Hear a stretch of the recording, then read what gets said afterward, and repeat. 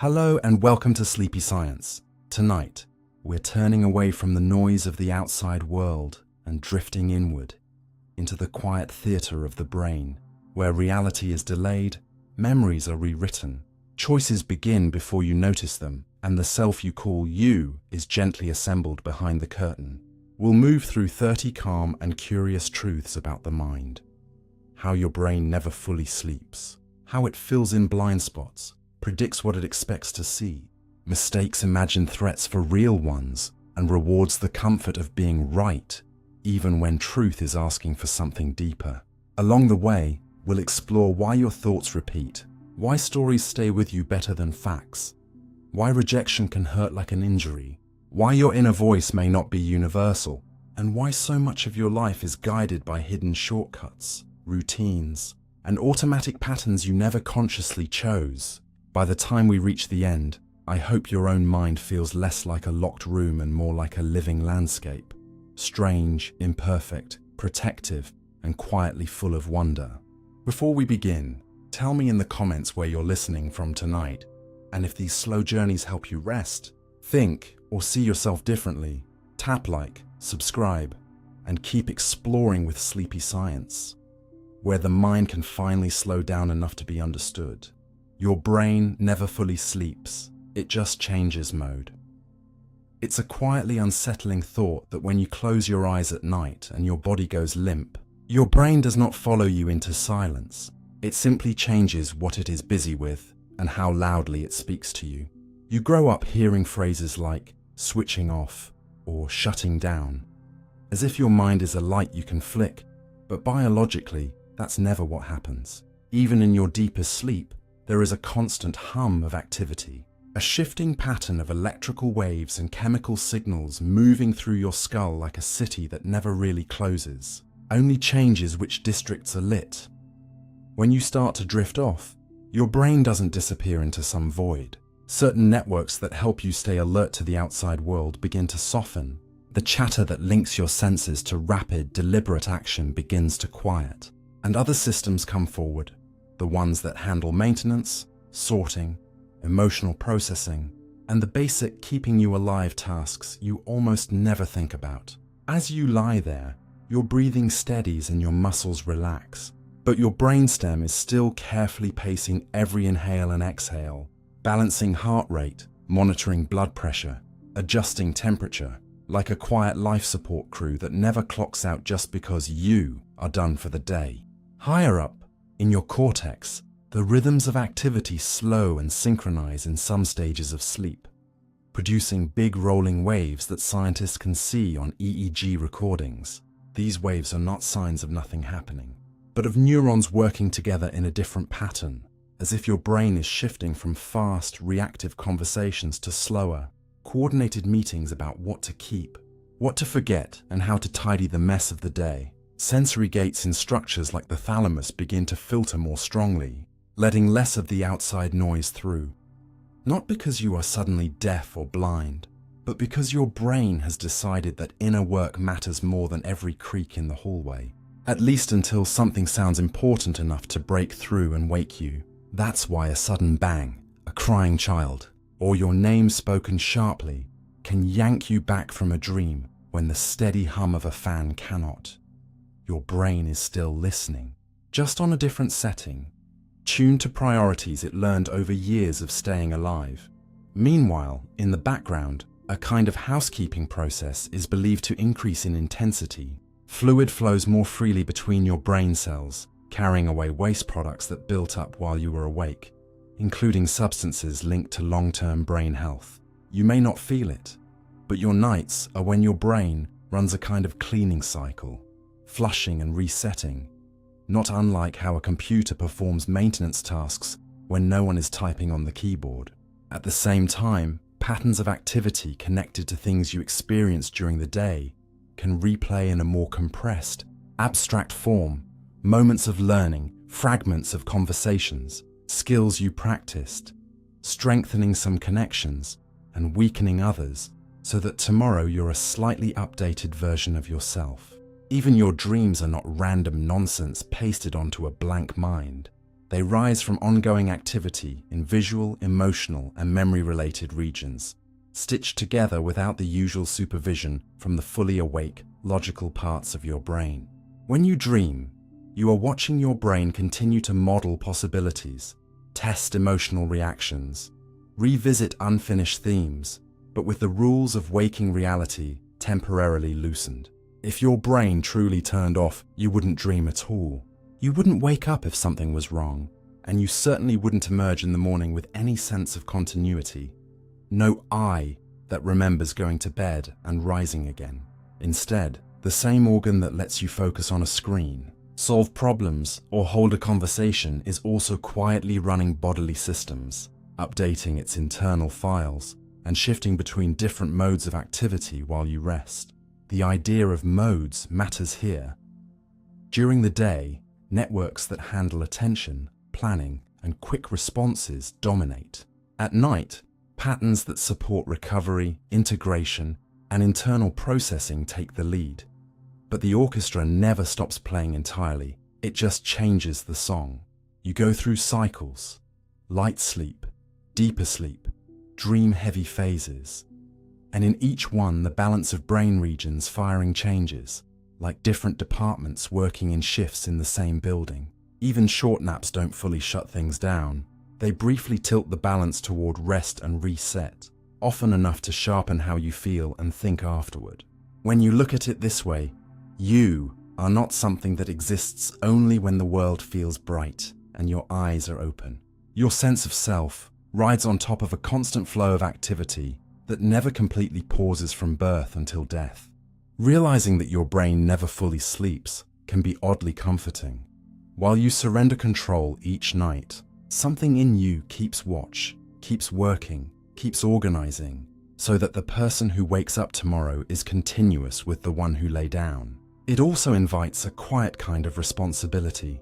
If your brain is always on duty in one mode or another, then the way you treat it during the day shapes the work it has to do at night, and the care you give your sleep shapes the quality of the wakefulness you trust so much.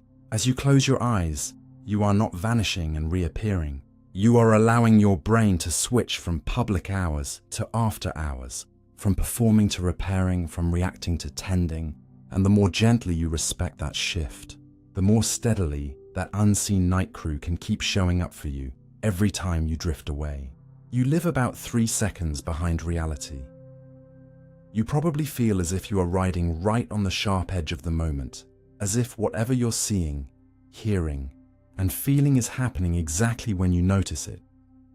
But if you could peel back that feeling and watch your own mind from the outside, you'd discover that your sense of now is more like a sliding 3-second window, always built from events that have already happened. You grow up with this idea that the present is a single point, thinner than a hair, separating the past and the future. Yet your brain doesn't work with razor-thin points. It works with chunks. It needs time to gather signals from your eyes, ears, skin, and body, compare them, decide what matters, and weave them into one smooth experience. Psychologists studying timing and perception have found something curious. Again and again, in experiments and in everyday behavior, a natural unit of experience keeps appearing that's about 2 to 3 seconds long. A line of speech that feels like one breath. A bar of music that feels like one phrase. The gap you can comfortably hold between 2 claps or 2 steps and still feel them as part of the same beat. Within this small slice of time, your brain can treat separate events as one coherent moment, one little story, and your awareness tends to blend everything inside that slice into what feels like your living present. Think about the last time someone said something in a noisy room and you realized a second later that you hadn't really paid attention. Then suddenly you replayed their words in your mind and understood them. That trick only works because your brain keeps a short echo of what just happened. A fragile trace of the last couple of seconds that it can still pull into awareness and assemble into meaning after the fact. In practice, it means your conscious sense of what is happening right now is already built out of recent history, not pure live feed. the way a streaming video platform might buffer a few seconds ahead so the playback looks smooth, even if the connection hiccups. Your movements don't slow down because of this. Your reflexes and automatic responses can be very fast, adjusting your muscles and posture in fractions of a second when you stumble or catch something falling off a table. But the story that you later tell yourself about what just happened, the feeling of having been there in one continuous now, arrives slightly later, after your brain has had time to organize the rush of signals into something that makes sense. You can notice this in small, ordinary ways. A short sigh, a nod, a quick glance between two people, a tiny pause before someone answers a question. All of these fit neatly into that same small envelope of time. And when the envelope closes, your mind tags it as a unit, a complete little moment that you can recall. If something stretches beyond 3 or 4 seconds without a clear internal rhythm, it often starts to feel like 2 moments instead of 1. Your brain likes to break it up, not because the world is in pieces, but because that's how it can manage the flood of ongoing change. The idea that you live about 3 seconds behind reality sounds dramatic, but what it really points to is this. The present you feel is not a dot, but a bubble. And everything inside that bubble is already slightly over by the time you experience it as one whole. Within that bubble, your emotions, thoughts, and sensations are stitched together into a single impression. So the smile you noticed, the tone of someone's voice, the weight of your own body in the chair, and the flicker of light on the wall all get woven into the same now, even though they did not all occur at precisely the same instant. This has advantages. It means you don't experience life as a series of disconnected flashes, but as flowing scenes, each only a few seconds long, moving one into the next. It lets you follow a sentence, a gesture, a musical phrase, a facial expression, all of which unfold over time but feel like one thing. It also raises questions you might not have asked before. If your awareness is always catching up, who exactly is the you that thinks it is living at the front of time? And how many tiny events slip through this moving window without ever being registered as part of your story? There are choices you make so quickly that by the time you consciously think, I decided, the physical movement is already in progress. There are fleeting expressions on other people's faces that last less than half a second, but still color your impression of them, even if you never realize you saw anything at all. The 3-second window doesn't mean you are hopelessly delayed and out of sync with the world, but it does mean that what feels like the crisp present is more like a polished summary. Your brain serves you, edited from a short stretch of reality that has already played. You can test this simply by paying attention to how you experience a familiar piece of music. You rarely feel each note as an isolated event. Instead, you feel the phrase, the rise and fall a few seconds wide, and then suddenly that phrase is over and you're inside the next one, as if your mind were highlighting and turning pages of time in small continuous chunks. When you start to notice this, life gains a subtle texture. You are no longer just inside moments. You can watch them form and dissolve, feel how your mind groups them. This awareness can change how you react to things as they happen. Instead of snapping to judgments on the basis of a single instant, you might give an interaction those extra seconds to unfold, knowing that your understanding lives in the pattern, not in any one frame. And on difficult days, it can be quietly grounding to remember that the intense feeling you're inside right now is also living inside a window that will slide forward, that your internal present is built to move, to let one group of seconds go and take in the next. In that sense, realizing you live a few seconds behind reality isn't a flaw. It's a design. Your brain trades a perfect razor-thin now for a slightly delayed, stitched together one that you can actually use. A stream of small, complete segments that together become the life you recognize as your own. Most of your thoughts are repeats from yesterday. There's a quiet shock waiting for you in your own head. If someone could print out every thought you have in a single day and lay them side by side with yesterday's, you'd see not a fresh novel but a series of scenes, lines, and worries you've already read before. as if your mind prefers reruns over premieres. When you wake up, it doesn't start from a blank page. It pulls on the same questions about money, the same tension around a relationship, the same old memories you replay when you're bored, the same half-formed plans you never quite act on, and even the same tiny self-criticisms you whisper to yourself without noticing. This isn't just a poetic idea. When researchers have people track their thoughts, a large portion of what people report falls into recurring themes. Similar fears, hopes, complaints, fantasies, cycling through in slightly different clothes, like the same characters recast in new episodes of a long-running series.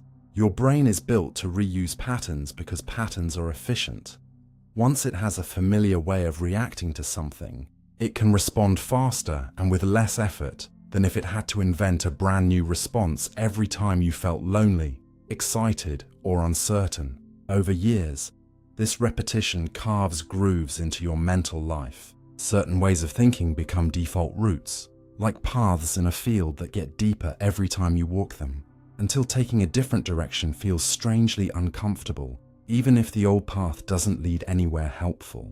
You can feel this in the way your mind drifts during a quiet moment. Standing in line, lying in bed, scrolling without really seeing, it often slides into the same loops. Replaying a conversation, imagining a future conflict, rehearsing something you might say, or revisiting a decision you already made. These repeating thoughts are not random noise. They are habits, built from what you've paid attention to, what you've feared, what you've desired, and what you've avoided. The brain treats frequent mental content almost like practice, strengthening the circuits that are used most often. If you spend a lot of time thinking, "I always mess things up," or "people don't really care about me," those aren't just sentences floating in space. They become well-rehearsed mental reflexes that your brain can fire with barely any trigger. Not because they're true, but because they're familiar. The same goes for more uplifting patterns. If you routinely pause to notice small successes or genuinely appreciate small moments, those also become easier routes for your thoughts to take next time something uncertain happens. Repetition gives thoughts a kind of momentum, and your mind often follows that momentum without asking permission from the part of you that wants to grow or change. Another layer of repetition comes from how your brain predicts. It doesn't just sit and wait to see what the world will offer. It anticipates, based on past experience, what is likely to matter today. The boss who might be upset, the friend who might not reply, the bill that might arrive, the hope that something big will finally break in your favor. Because your life circumstances don't transform overnight, your brain's predictions about what to focus on from day to day don't either, which means the same themes keep getting highlighted in your awareness. Even the inner stories you tell about who you are can echo. If you've learned to see yourself as the responsible one, the broken one, the funny one, or the invisible one, your thoughts will dig up evidence that fits those roles again and again, reinforcing them until they feel like facts rather than interpretations. This repetitive quality can be exhausting when the loops are negative, but it also holds a strange opportunity, because once you realize how much of your mental life is recycled, you can start to pay attention not only to the content of your thoughts, but to their age. How many of the things that stress you today are actually old stories running on new scenery? How many of the doubts you feel are inherited from years ago, repeated so often they now feel like instincts? The act of noticing a repeated thought, "I've had this exact worry so many times," can loosen its grip a little, like recognizing a song that has been playing quietly in the background for hours. And while you can't stop repetition entirely, nor should you, because some repeated thoughts are essential for stability, like remembering who you care about and what you value, you can slowly influence which loops get the most airtime.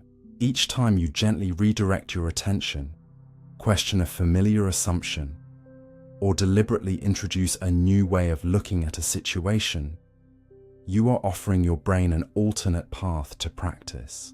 Over time, that new path can also become a groove, and the old one can begin to soften from disuse. This isn't an overnight transformation. The thoughts you rehearse have been shaped by years of experience, culture, upbringing, and personal history, and they won't vanish just because you notice them. But becoming aware that most of your thoughts are not fresh arrivals, they're regulars, changes the way you relate to them.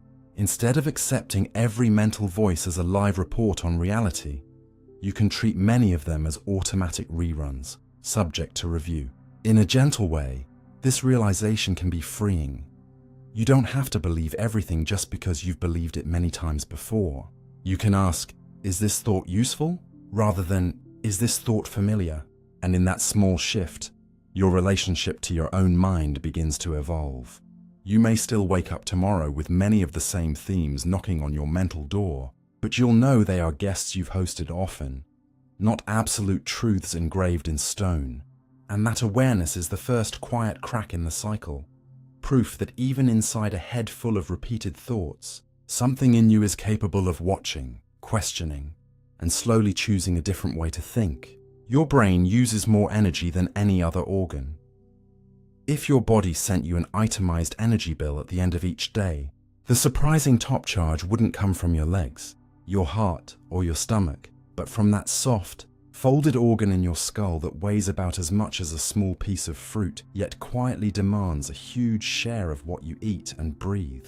For something that feels like a space where ideas float and feelings rise, your brain is an incredibly hungry piece of tissue, drawing far more energy than any other single organ, even when you think you're not doing much.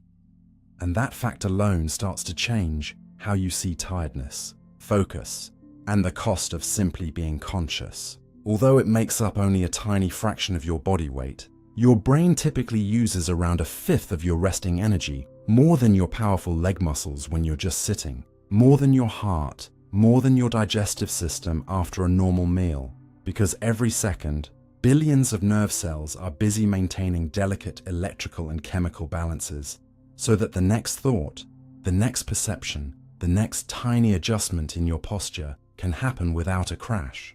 Each neuron is like a tiny worker that constantly pumps charged particles in and out to keep the inside and outside different.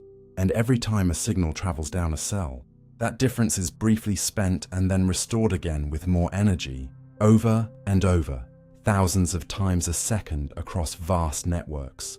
The brain is less like a light bulb that just glows, and more like a vast crowd of people continuously passing messages and resetting themselves for the next one. Even when you feel like you're drifting or daydreaming, your brain's activity does not drop to zero. It simply shifts to different networks that handle things like monitoring your internal state, keeping track of your surroundings just enough to stay safe, and maintaining your sense of, this is me in this place, at this moment. This heavy energy use becomes especially clear when something interrupts the supply. If your blood sugar drops too low, or if blood flow to part of your brain is briefly blocked, your thinking quickly becomes slow and fuzzy. Your vision may narrow, your sense of balance can falter, and in more severe cases you can lose the ability to move or speak fluently, not because your personality has vanished, but because the physical machinery behind it is starved. The brain is also picky about its fuel. Under ordinary conditions, it prefers a steady stream of glucose, and it demands a constant supply of oxygen to burn that fuel cleanly, which is why both breathing and circulation are so tightly guarded by the body. If your muscles get less energy for a moment, they can recover later, but a prolonged interruption in the brain can leave lasting damage in minutes. During early life, this energetic dominance is even more dramatic.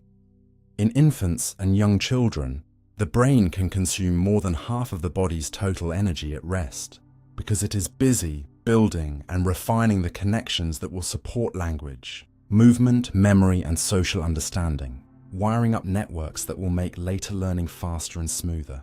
That intense demand helps explain why young children can swing so fast between bursts of exploration and sudden exhaustion, and why nutrition matters so deeply for developing minds. Those growing brains are not just passengers in small bodies. They are the main construction sites where most of the day's fuel is being burned. Interestingly, the brain's energy use doesn't skyrocket every time you try a hard puzzle or have a difficult conversation. Mental effort doesn't turn your skull into a furnace. It slightly redirects and modulates an already high baseline of activity. You don't lose dozens of calories solving a math problem, but you do feel drained because directing attention, resisting impulses, and holding information in mind all rely on precise patterns of activity that have to be maintained against fatigue and distraction. A bit like holding a posture for a long time. It's not that your muscles are suddenly lifting a car. It's that they're being held in a controlled, sustained way that eventually wears you out. Understanding the brain's energy needs also throws a new light on mental exhaustion. When you've spent hours switching tasks, monitoring notifications, worrying about the future, and forcing yourself to push through, your fatigue is not just in your head as a metaphor. It is a genuine sign that your most energy-hungry organ has been laboring to keep complex patterns running continuously. That doesn't mean you're broken or weak when you hit a point where you can't absorb anything more from a screen or a conversation. It means there are real limits to how long the underlying cells can keep firing in precise arrangements without rest, just as there are limits to how long your legs can keep sprinting without slowing. On the flip side, knowing how much energy your brain consumes gives you a different way of looking at your daily choices. Every time you decide what to eat, how much to sleep, whether to step outside for a few minutes of movement, you are effectively deciding how well the single most demanding organ in your body will be supplied for the work you expect it to do. If you routinely ignore hunger, cut sleep, or live on substances that briefly jolt your alertness, but don't provide steady nourishment, you are asking a high-energy system to perform delicate tasks with unstable support. And the first places you will often notice strain are in your mood, your focus, and your ability to make thoughtful decisions. There's also a quieter, more philosophical angle to this. We like to imagine thoughts, values, and dreams as weightless, as if they hover above the physical world. But the fact that your brain is such a major energy sink means that even your most private moments of reflection have a physical cost. The time you spend ruminating on a slight or chewing on an old resentment is not just free thinking. It's part of how your body spends its limited daily budget. The time you spend learning something new or carefully considering another person's perspective is too. This doesn't mean you should start calculating how many calories each thought burns, but it can gently shift the question you ask yourself from, "Do I feel like thinking about this again?" to, "Is this really where I want this precious, expensive organ to spend its power today?" At the end of the day, your brain's greed for energy is not a flaw. It's a reflection of how much it is doing for you, coordinating movement, regulating your internal systems, stitching together memory, tuning your emotions, and allowing you to imagine futures that haven't happened yet. Instead of seeing it as just a mysterious control center, you can see it as the most hard-working organ you have, one that quietly claims a large share of everything you eat and breathe so that you can have a coherent, continuous sense of being you. When you recognize that, it becomes a little easier to treat your tiredness with respect, to feed yourself in ways that support clear thinking, and to choose, even in small ways, what kinds of mental work are worthy of that constant, costly burn at the top of your body's energy bill. You remember stories better than raw facts. Think about how easily a scene from a childhood story, a movie, or a conversation comes back to you years later, while a phone number, a random date from history class, or a list of vocabulary words can vanish within hours. And you start to see that your memory is not a neutral recorder of information, but a storyteller that favors plots over bullet points. Your brain was never designed to be a cold storage drive for loose facts. It evolved in environments where what kept you alive was knowing who did what, in what order, and why it mattered. Who shared food, who lied, where danger came from, how a problem was solved. So it became especially good at holding on to sequences of events with characters, causes, and consequences. When you hear or live something that has this structure, regions involved in memory, like the hippocampus, are not just taking a snapshot of isolated details. They're linking moments into a chain, connecting this happened to then this happened because of that, wrapping the pieces with a beginning. a middle and an end, so they can be stored and later retrieved as one coherent episode. Experiments show this again and again. If people are given a list of unrelated words, they forget many of them within a short time. But if the same words are woven into a simple story, even a silly one, the number they can later recall jumps dramatically, because their brains now have a path to walk along instead of a pile of unconnected items. It's not just adults. Even young children can remember complicated details better when they are embedded in narratives, especially if those stories tap into familiar patterns like a problem appears, someone tries something, something goes wrong, then it's resolved.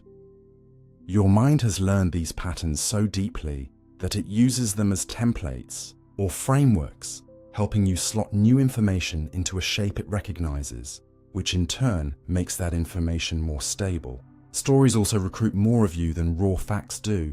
When you listen to a story, you may silently picture faces, places, tones of voice, even smells or textures.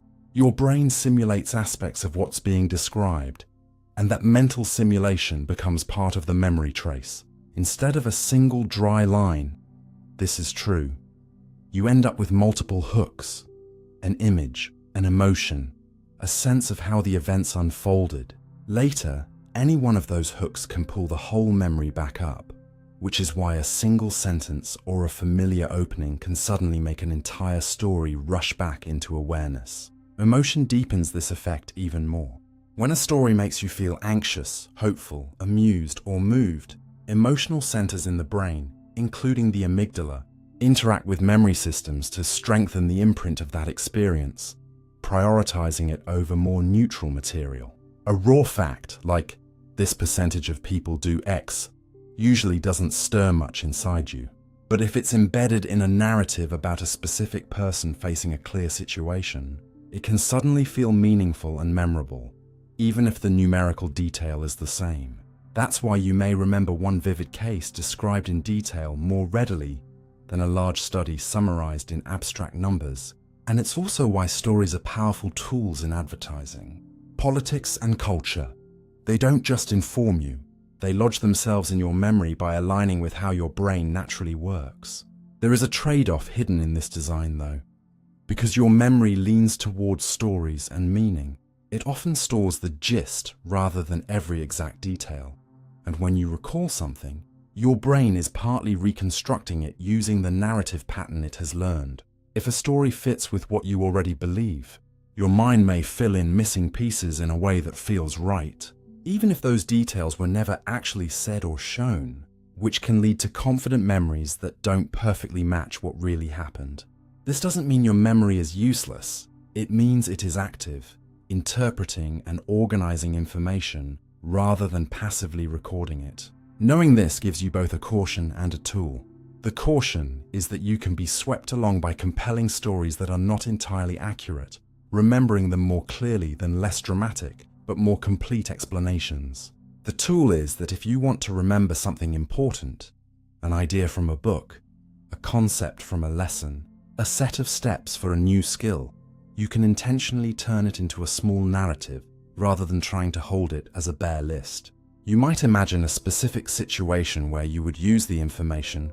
Picture yourself as a character facing a problem that this fact solves, or link the steps together as a journey rather than isolated instructions.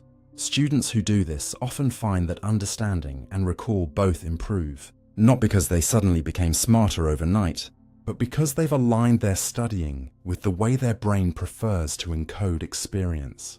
You can also pay attention to the stories your own mind tells you about the world, about groups of people, about certain jobs, about what is possible for someone like you, and ask where those narratives came from and whether they've been shaped more by repetition than by balanced evidence. Once you see how easily stories stick, you begin to notice which ones are guiding your expectations without your conscious consent. In the end, realizing that you remember stories better than raw facts isn't just a curiosity about memory. It's a quiet invitation to become more deliberate about the tales you listen to, the examples you let represent entire realities, and the way you frame information for yourself and for others. You don't have to fight your brain's love of narrative. You can use it by wrapping truth in clear, honest stories that help you understand and remember more deeply, while staying alert to the moments when a gripping tale might be pulling your memory and your beliefs away from the fuller picture. Your brain can rewire itself while you sleep. While you're lying still in the dark, convinced that nothing is happening except rest, your brain is busy quietly changing its own wiring diagram, as if someone was sneaking into a complex control room at night and rerouting cables, so tomorrow the system behaves a little differently. All day long, every new skill you try, every word you learn, every tiny habit you repeat leaves small traces in the connections between your nerve cells. But many of those changes are unstable, like pencil marks on a page that could still be erased. It's during sleep that your brain leans over those marks, darkens some into ink, rubs out others, and sometimes even redraws entire lines. Scientists studying learning have seen this in simple but striking ways. Teach someone a new finger pattern on a keyboard or a new sequence of movements in the afternoon. Test them right after practice and they do okay. Test them again the next morning, after a good night's sleep, and very often they're faster and more accurate, even though they haven't touched the task in between. The improvement doesn't come from extra conscious effort. It comes from changes in the circuits that handle those movements, strengthening certain pathways and smoothing out noise so signals can travel more precisely the next day. Something similar happens when you study information that requires understanding relationships, like learning a new language or trying to grasp a tricky idea.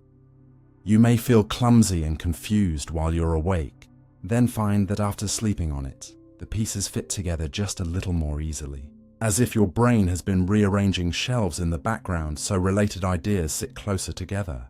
Underneath that feeling are physical adjustments. Tiny gaps where neurons communicate, called synapses, can become more or less sensitive depending on how much they've been used, and clusters of cells can refine which partners they talk to most often. During certain stages of sleep, especially some deep and dream-filled periods, patterns of activity that were present while you were awake can echo in compressed form, like a rehearsal running on fast forward, and these replays are thought to help stabilize important new connections while allowing others to fade. Your brain doesn't simply build more and more links forever that would turn it into a tangled mess. Instead, it seems to use sleep as a time to both reinforce and simplify, keeping the pathways that proved useful and trimming back weaker, redundant ones. A bit like a gardener cutting away extra shoots so the main branches can grow stronger. This dual process matters not just for learning skills, but also for adaptation after injury. In people recovering from strokes or other brain damage, therapies are more effective when they're followed by proper sleep, because the remaining healthy tissue has to reorganize itself, taking over functions that used to belong to damaged regions, and that reorganization relies on the same kind of plastic changes. Some connections grow, others shrink. New roots are carved that are especially active when you're not busy reacting to the world. Children's brains show an even more dramatic version of this. They sleep more than adults, and their neural circuits are changing at a rapid pace, building the foundations for language, movement, and social understanding. Cutting into that sleep repeatedly doesn't just make them irritable the next day. It interferes with the construction process itself, like stopping workers from finishing crucial beams and supports in a building that's still going up. For you, as an adult, the rewiring during sleep is subtler but still powerful.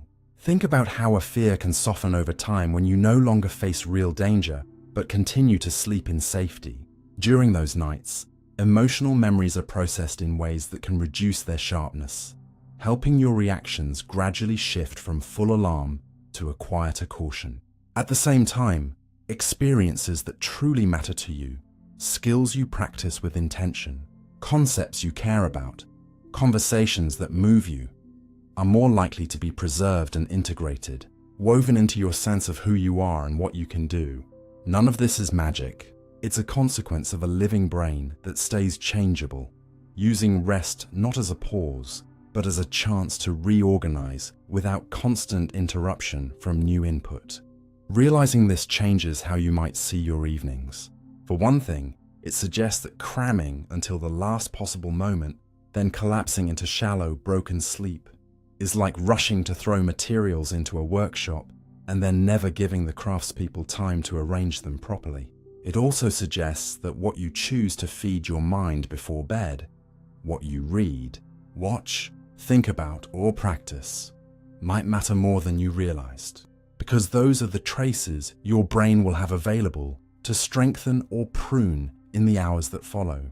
You don't control the exact way your circuits will change, any more than you can direct every heartbeat, but you do influence what raw material you hand to that unseen night shift.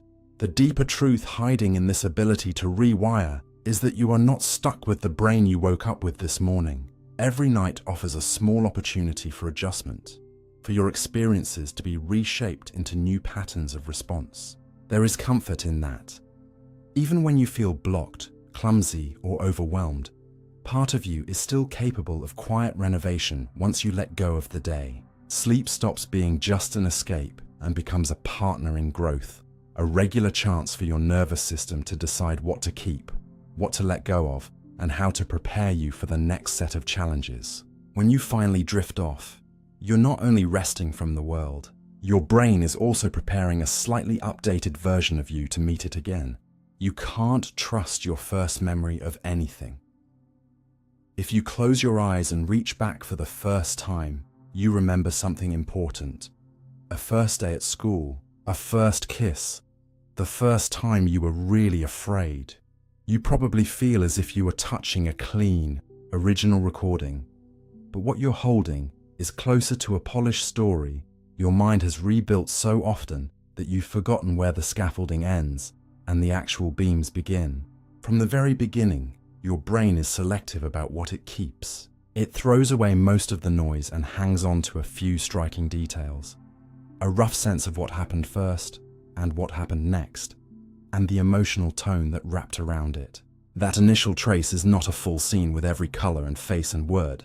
It's more like a loose sketch, fragments of images, bits of dialogue, a sense of the room, maybe the way your stomach felt, stored, because they seemed important at the time. On top of that, there's something strange about your first memories as a child.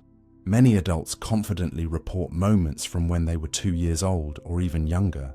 But when researchers look carefully, they find that most people can't reliably remember anything before about age 3, a gap called childhood amnesia. The memories that seem to break this rule often turn out to be built from family stories, photos, and things you've been told repeatedly about your early life.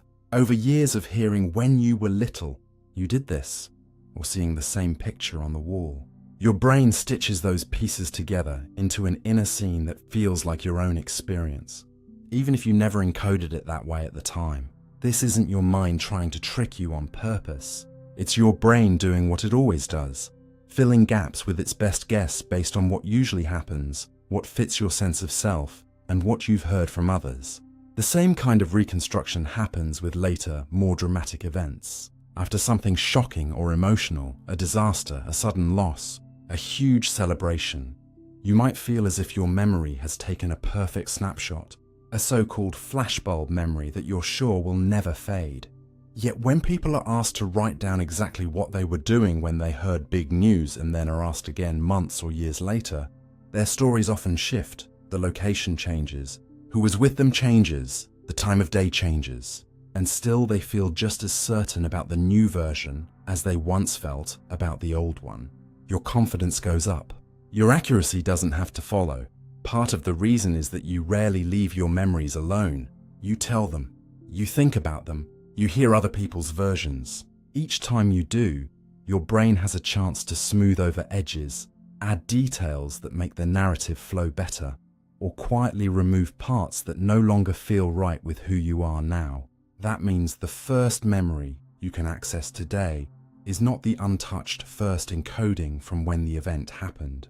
It's the earliest version that has survived repeated retellings and edits, shaped by your later beliefs, your relationships, and what the event came to mean in your life. Even in the short term, your first clear memory of something can be pulled around by suggestion. In classic experiments, people watch a simple video of a car accident and are later asked questions that sneak in misleading information, like, how fast were the cars going when they smashed into each other, instead of bumped. That one charged word is enough to make many people remember broken glass that never appeared in the video, as if their minds quietly rewrote the scene to match a more dramatic version. In other studies, participants are shown a series of pictures and then exposed to slightly altered descriptions later. When they're tested, they often insist they saw objects and details that were only mentioned afterwards, their brains choosing consistency with the suggestion over loyalty to the original experience. All of this becomes personal when you think about small but significant moments in your own life. An argument that changed a friendship, a comment that hurt you, a teacher's reaction that made you feel either capable or stupid.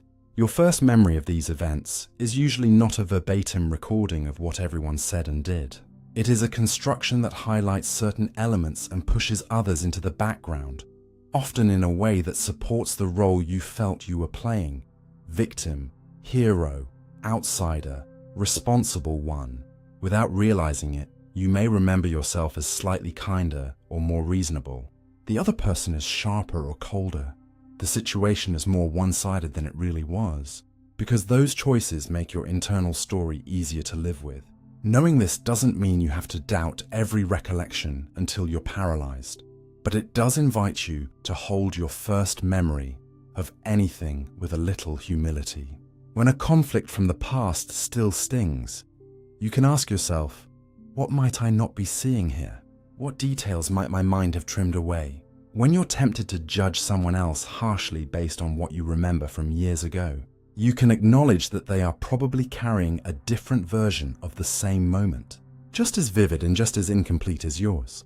And when you lean on a memory to define who you are, I've always been like this since that day, you can gently question whether you're clinging to a simplified story rather than the richer, messier reality. At the same time, the fact that you can't fully trust your first memory of anything opens a softer possibility. If your brain is constantly rebuilding the past, then there is room for your understanding of that past to grow. You can seek out more perspectives, revisit old events with new information, and allow your narrative to become more nuanced, not to erase what happened, but to see it from angles your first version simply could not include. You might find that someone you cast as cruel was also afraid, that a failure you've replayed as proof of your limits was partly the result of circumstances, that a moment you thought ruined everything was one turning point among many. Your memories will never be perfect mirrors of reality, and your first accessible memory of any event is especially suspicious, precisely because it feels so crisp and defining. But instead of seeing that as a betrayal, you can see it as an invitation to treat your mind's stories as living things, useful, powerful, in need of care and revision, rather than unquestionable records. In that space between what you remember and what actually happened, you gain not only caution but freedom. The freedom to be less harsh on your past self, more curious about others, and more willing to let your understanding of your own life keep unfolding. Instead of freezing around the first version your memory offered you, your brain edits memories every time you recall them.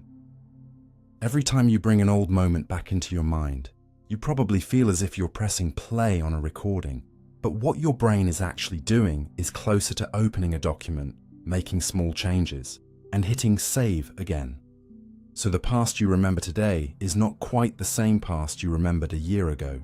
In your brain, a memory isn't stored as a single frozen picture. It lives as a pattern of connections between many cells that was built the first time something happened, and can be rebuilt each time you revisit it. When you recall an event, the cells involved in that memory fire together again, reactivating the pattern that stands for that day, that conversation, that embarrassment. And for a short while, that pattern becomes flexible, as if the lines between neurons were softened. During this window, your brain has a chance to update the memory before it gets stored again, a process researchers call reconsolidation. What gets woven in during that update is not just the original event, but what you feel now, what you have learned since then, and even what you are telling yourself about why it matters. If you remember a difficult moment while feeling safe and supported, your brain can link that old scene with a newer sense of strength or understanding. If you recall the same moment while hurt and angry, it can strengthen the parts of the memory that match those feelings and let other details fade into the background. Over time, this means you are not carrying a single unchanging version of what happened. You are carrying the latest edition, shaped by the moods and meanings that surrounded each recall. You can see small hints of this in everyday life. Think about a story you've told many times about something funny or awful that happened years ago. Maybe to different groups of friends, partners, or family. Without trying, you probably emphasize different parts depending on who is listening. With one person, you highlight the humor. With another, you lean into the frustration. With someone else, you downplay your own role because you feel shy or ashamed. Each version draws attention to certain details and skips others, and your brain learns from your own telling. The parts you repeat easily become easier to access next time, while the pieces you stop mentioning gradually lose their grip. Before long, the version you can recall most vividly is the one you've practiced, not necessarily the one that matches the very first time you remembered it. This editing is not a bug in the system. It's a way of keeping your map of the world up to date. Imagine if every memory stayed exactly as it was. No matter how much you've grown, your fear of the dark might never soften. Your early misunderstandings about other people might remain fixed. Your sense of what's possible for you might be trapped in a much younger version of yourself. Instead, as you live new experiences, your brain uses recall as a chance to adjust the old ones, updating them with fresh context. A childhood moment of feeling abandoned might later be understood as a parent being overwhelmed rather than uncaring. A harsh comment from a teacher might be reframed as clumsy concern instead of pure cruelty. Each time you revisit the memory with that new perspective, the emotional weight can shift a little, because you are literally binding new meaning onto the old pattern. The same mechanism, though, also lets pain dig in. When you ruminate, when you repeatedly replay a hurtful scene without any new understanding, telling yourself the same story of humiliation or betrayal, your brain is still editing, but now it's reinforcing the sharpest edges. The more you dwell on a moment with a particular interpretation, the more that interpretation becomes part of the memory itself, making it easier to feel the same way again in the future. In that sense, your mind can become its own echo chamber. Recall strengthens certain pathways, which makes those pathways more likely to fire next time, which then strengthens them again. What you may not realize is that this same fluidity is one reason some therapies for trauma and anxiety can work. In controlled settings, people are sometimes guided to briefly revisit an upsetting memory and then to experience something different, safety, support, new information, while the memory is still open. Because the brain is in that editing window, the old fear can be linked to new cues, and over time the memory can become less overpowering. Not because it has been erased, but because its associations have been changed.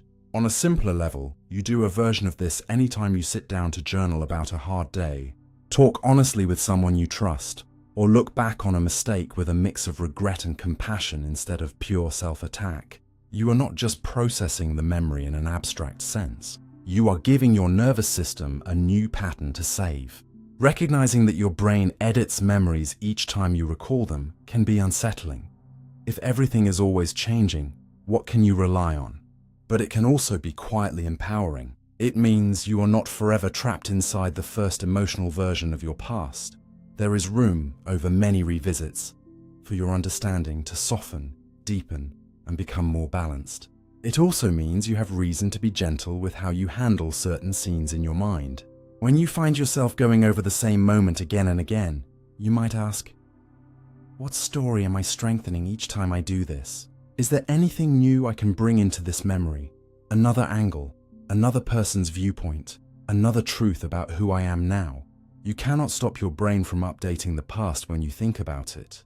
but you can become a slightly more conscious collaborator in that process. Instead of assuming that remembering is passive, you can treat it as an active meeting between who you were and who you are.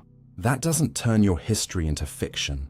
It acknowledges that your experience is always filtered through a living, changing mind. The next time an old scene rises up uninvited, a comment that hurt, a moment you're proud of, a choice you regret, you might notice that you are not just visiting a museum of fixed exhibits. You are walking through a workshop where the pieces are still being arranged. And in that workshop, with time and care, some of the sharpest fragments can be moved, some of the missing pieces can be filled, and some of the old stories that once defined you can become chapters in a larger, more honest and more humane narrative about your life. Most decisions start before you're aware of them. By the time you hear the sentence in your head that says, "I've decided," a lot of the deciding has already happened in places you can't listen to directly. As if your conscious self is strolling into a meeting where the votes have been quietly counted and then taking credit for reading out the result. For decades, researchers have watched this from the outside by measuring brain activity while people make tiny choices: when to flick a wrist, which button to press, which image to pick.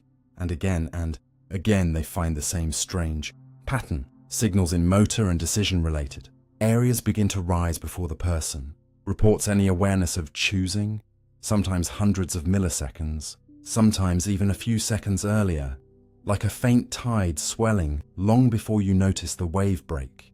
This doesn't mean you are a helpless passenger, but it does mean that what you feel as the moment of choice is more like the last step in a longer process that started quietly, with rapid evaluations and habit loops running under the surface. Consider something mundane. Your hand reaches for your phone on the table, without thinking, and only halfway there do you realize you were about to check messages again. Your eyes had already picked up the outline of the device. Your brain had linked that site with hundreds of previous checks, many of them rewarded by tiny hits of novelty or connection. Your movement system had already begun to execute the well-practiced sequence of muscles. Only after all of that does a voice in your head pipe up and narrate what is happening as if it were the one giving the orders. The same kind of early preparation shows up in more complicated choices. When you walk into a room full of unfamiliar people, you may feel that you simply decide who seems safe, interesting, or off-putting, but below that feeling, your brain is rapidly comparing faces, postures, tones of voice, and tiny cues you've learned to associate with warmth or threat over a lifetime. These automatic evaluations start shaping your body language, who you stand closer to, who you avoid, how wide your smile is, before you've consciously formed a neat explanation like, "I don't know, I just get a bad vibe."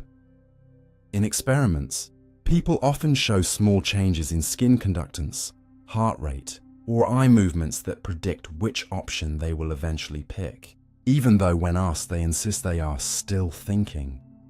Your nervous system is already leaning. Part of this early work happens because your brain is built to save time.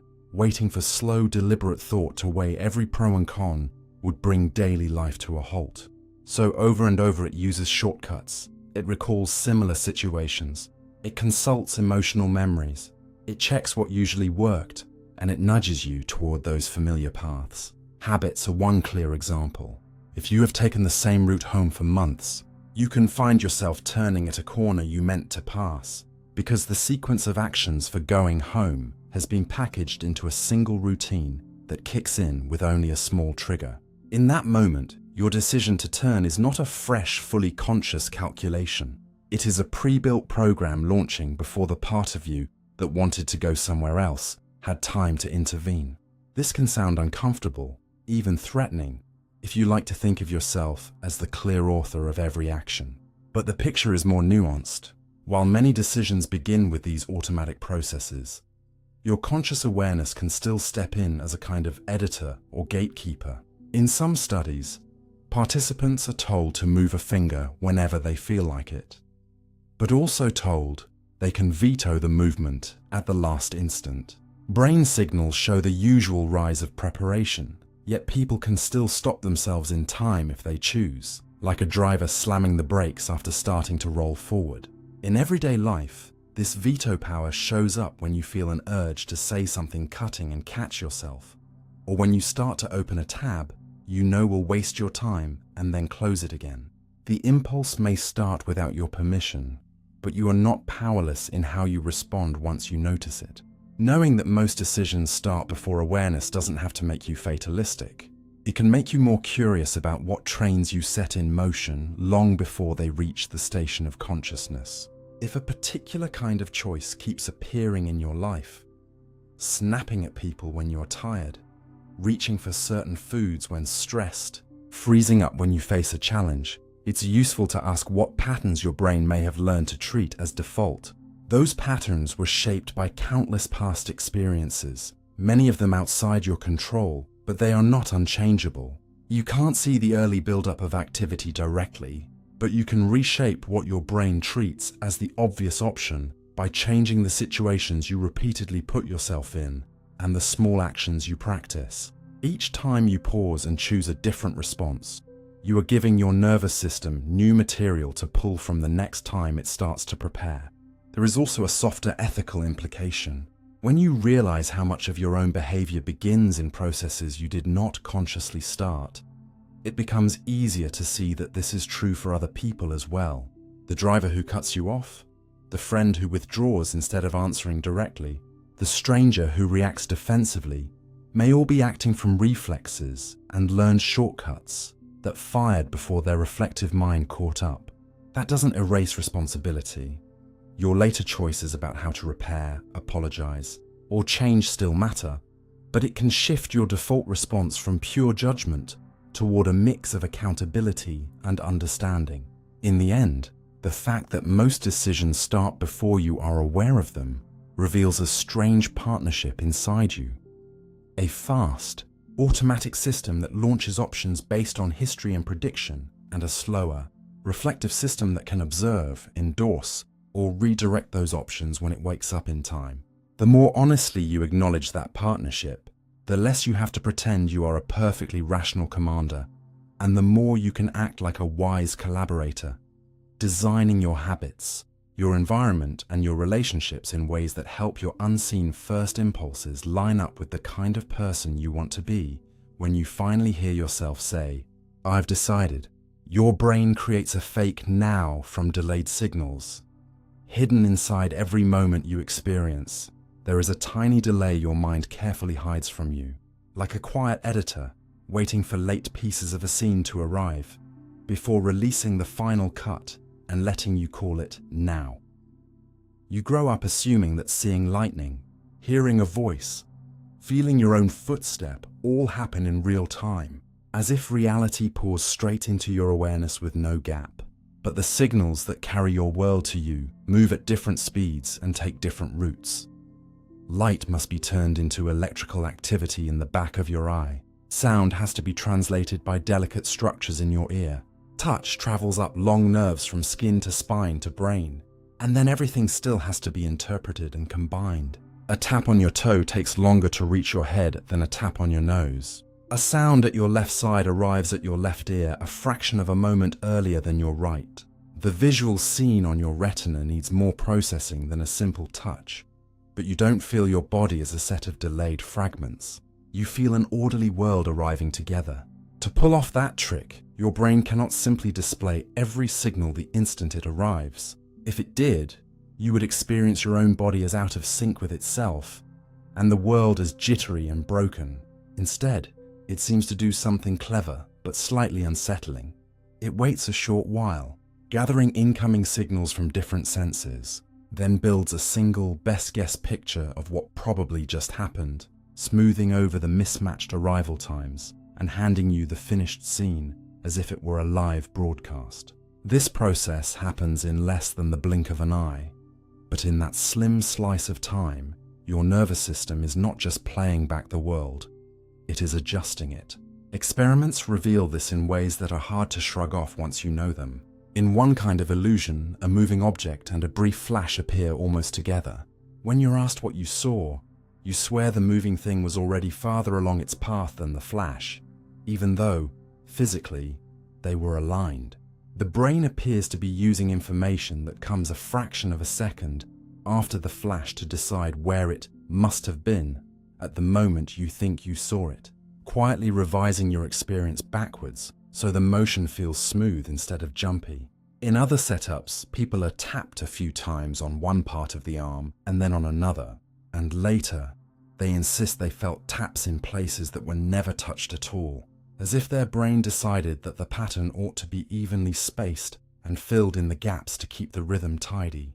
There are also effects where a sound and a light that are slightly out of sync in the outside world are fused in your mind if the gap is small enough.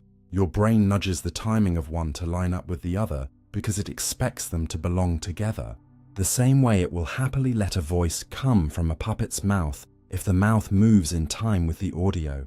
In all these cases, what you experience as the present isn't just the raw order in which signals physically hit your senses. It's the result of your brain quietly reorganizing those signals into a story that makes sense to it. Crucially, some of that organization depends on events that happen just after the moment you think you're experiencing.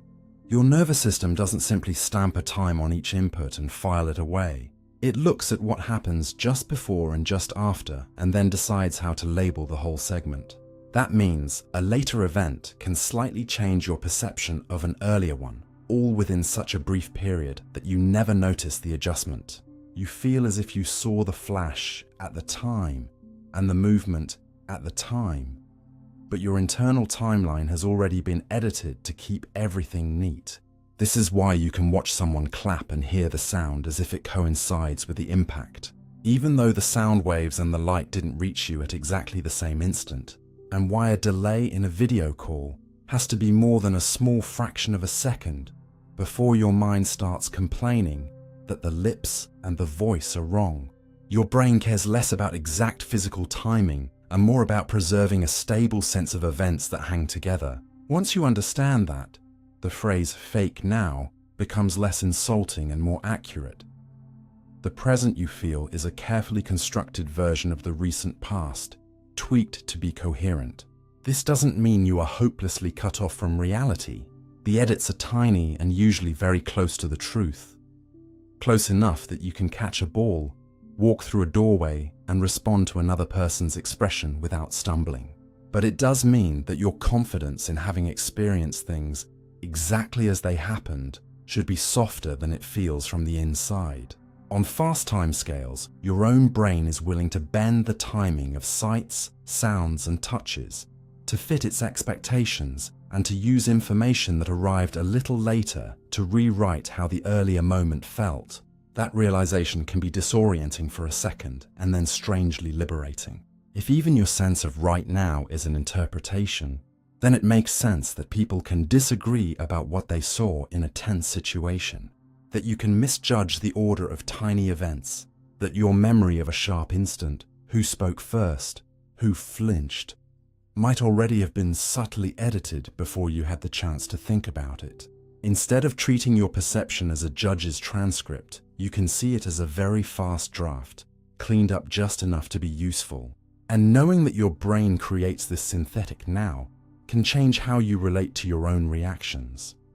A small gap exists between the world and your awareness, and in that gap, your nervous system is doing its best to keep you oriented, not to give you absolute truth down to the tiniest slice of time, rather than making everything feel unreal.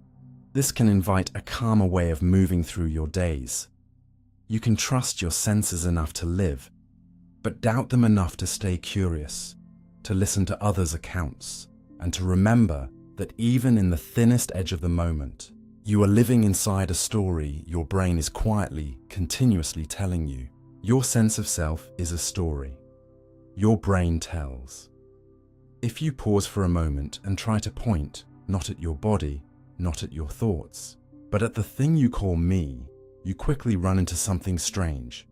There is no single place you can touch, no single image you can hold, only a flowing sense of being the main character in a story your own brain is constantly writing and revising.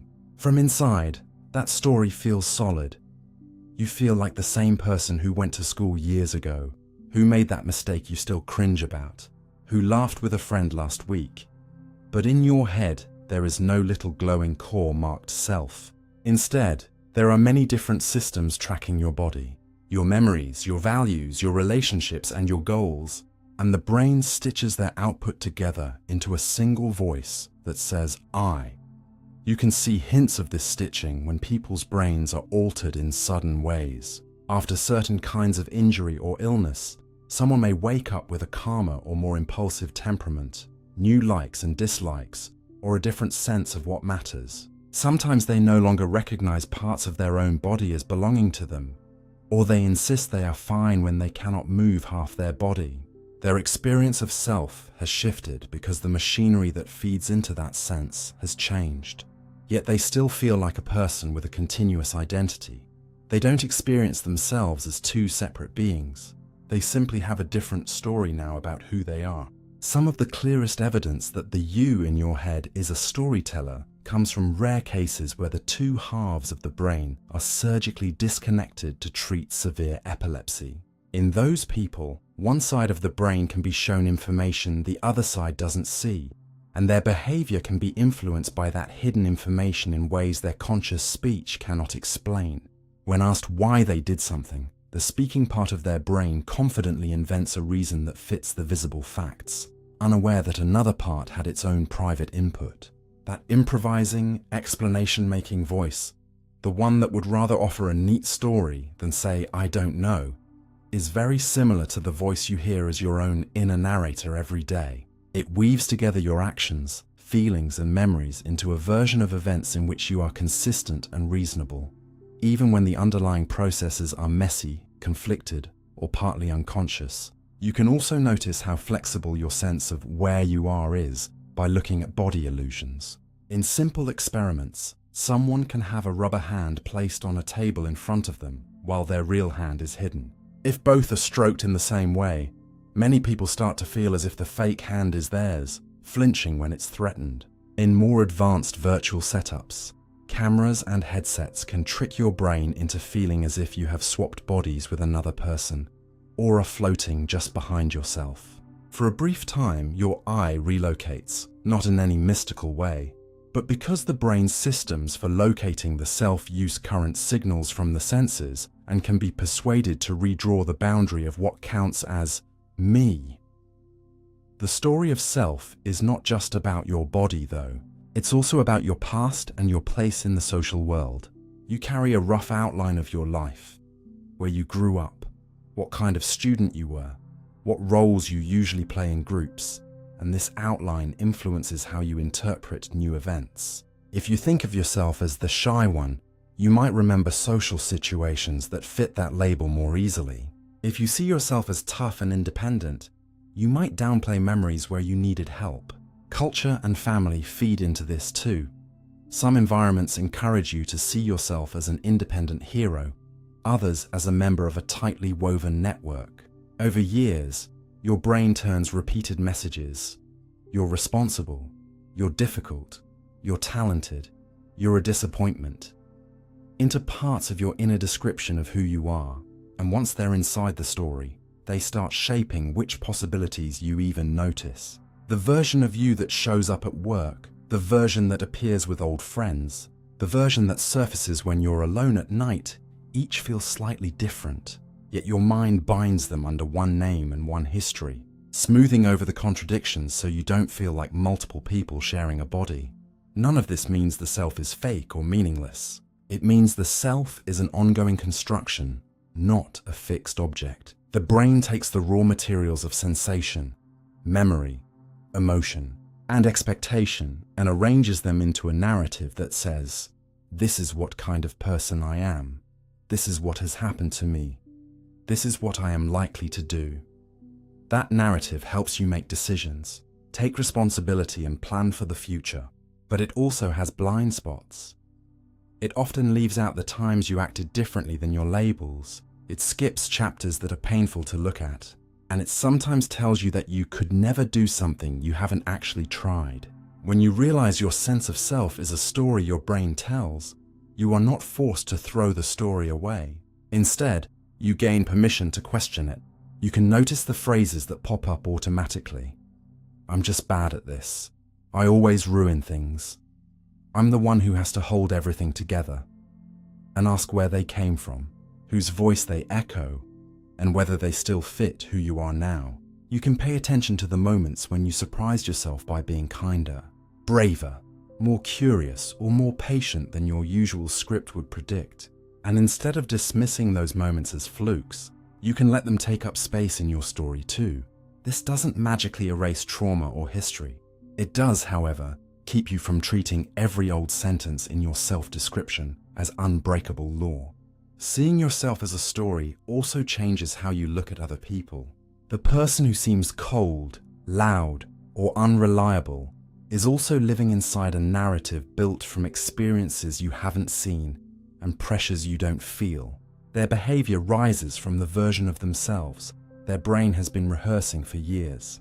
That doesn't excuse harm or erase consequences, but it can loosen the grip of simple labels like bad person or saint and replace them with something more human, someone with a complicated story that led to this moment.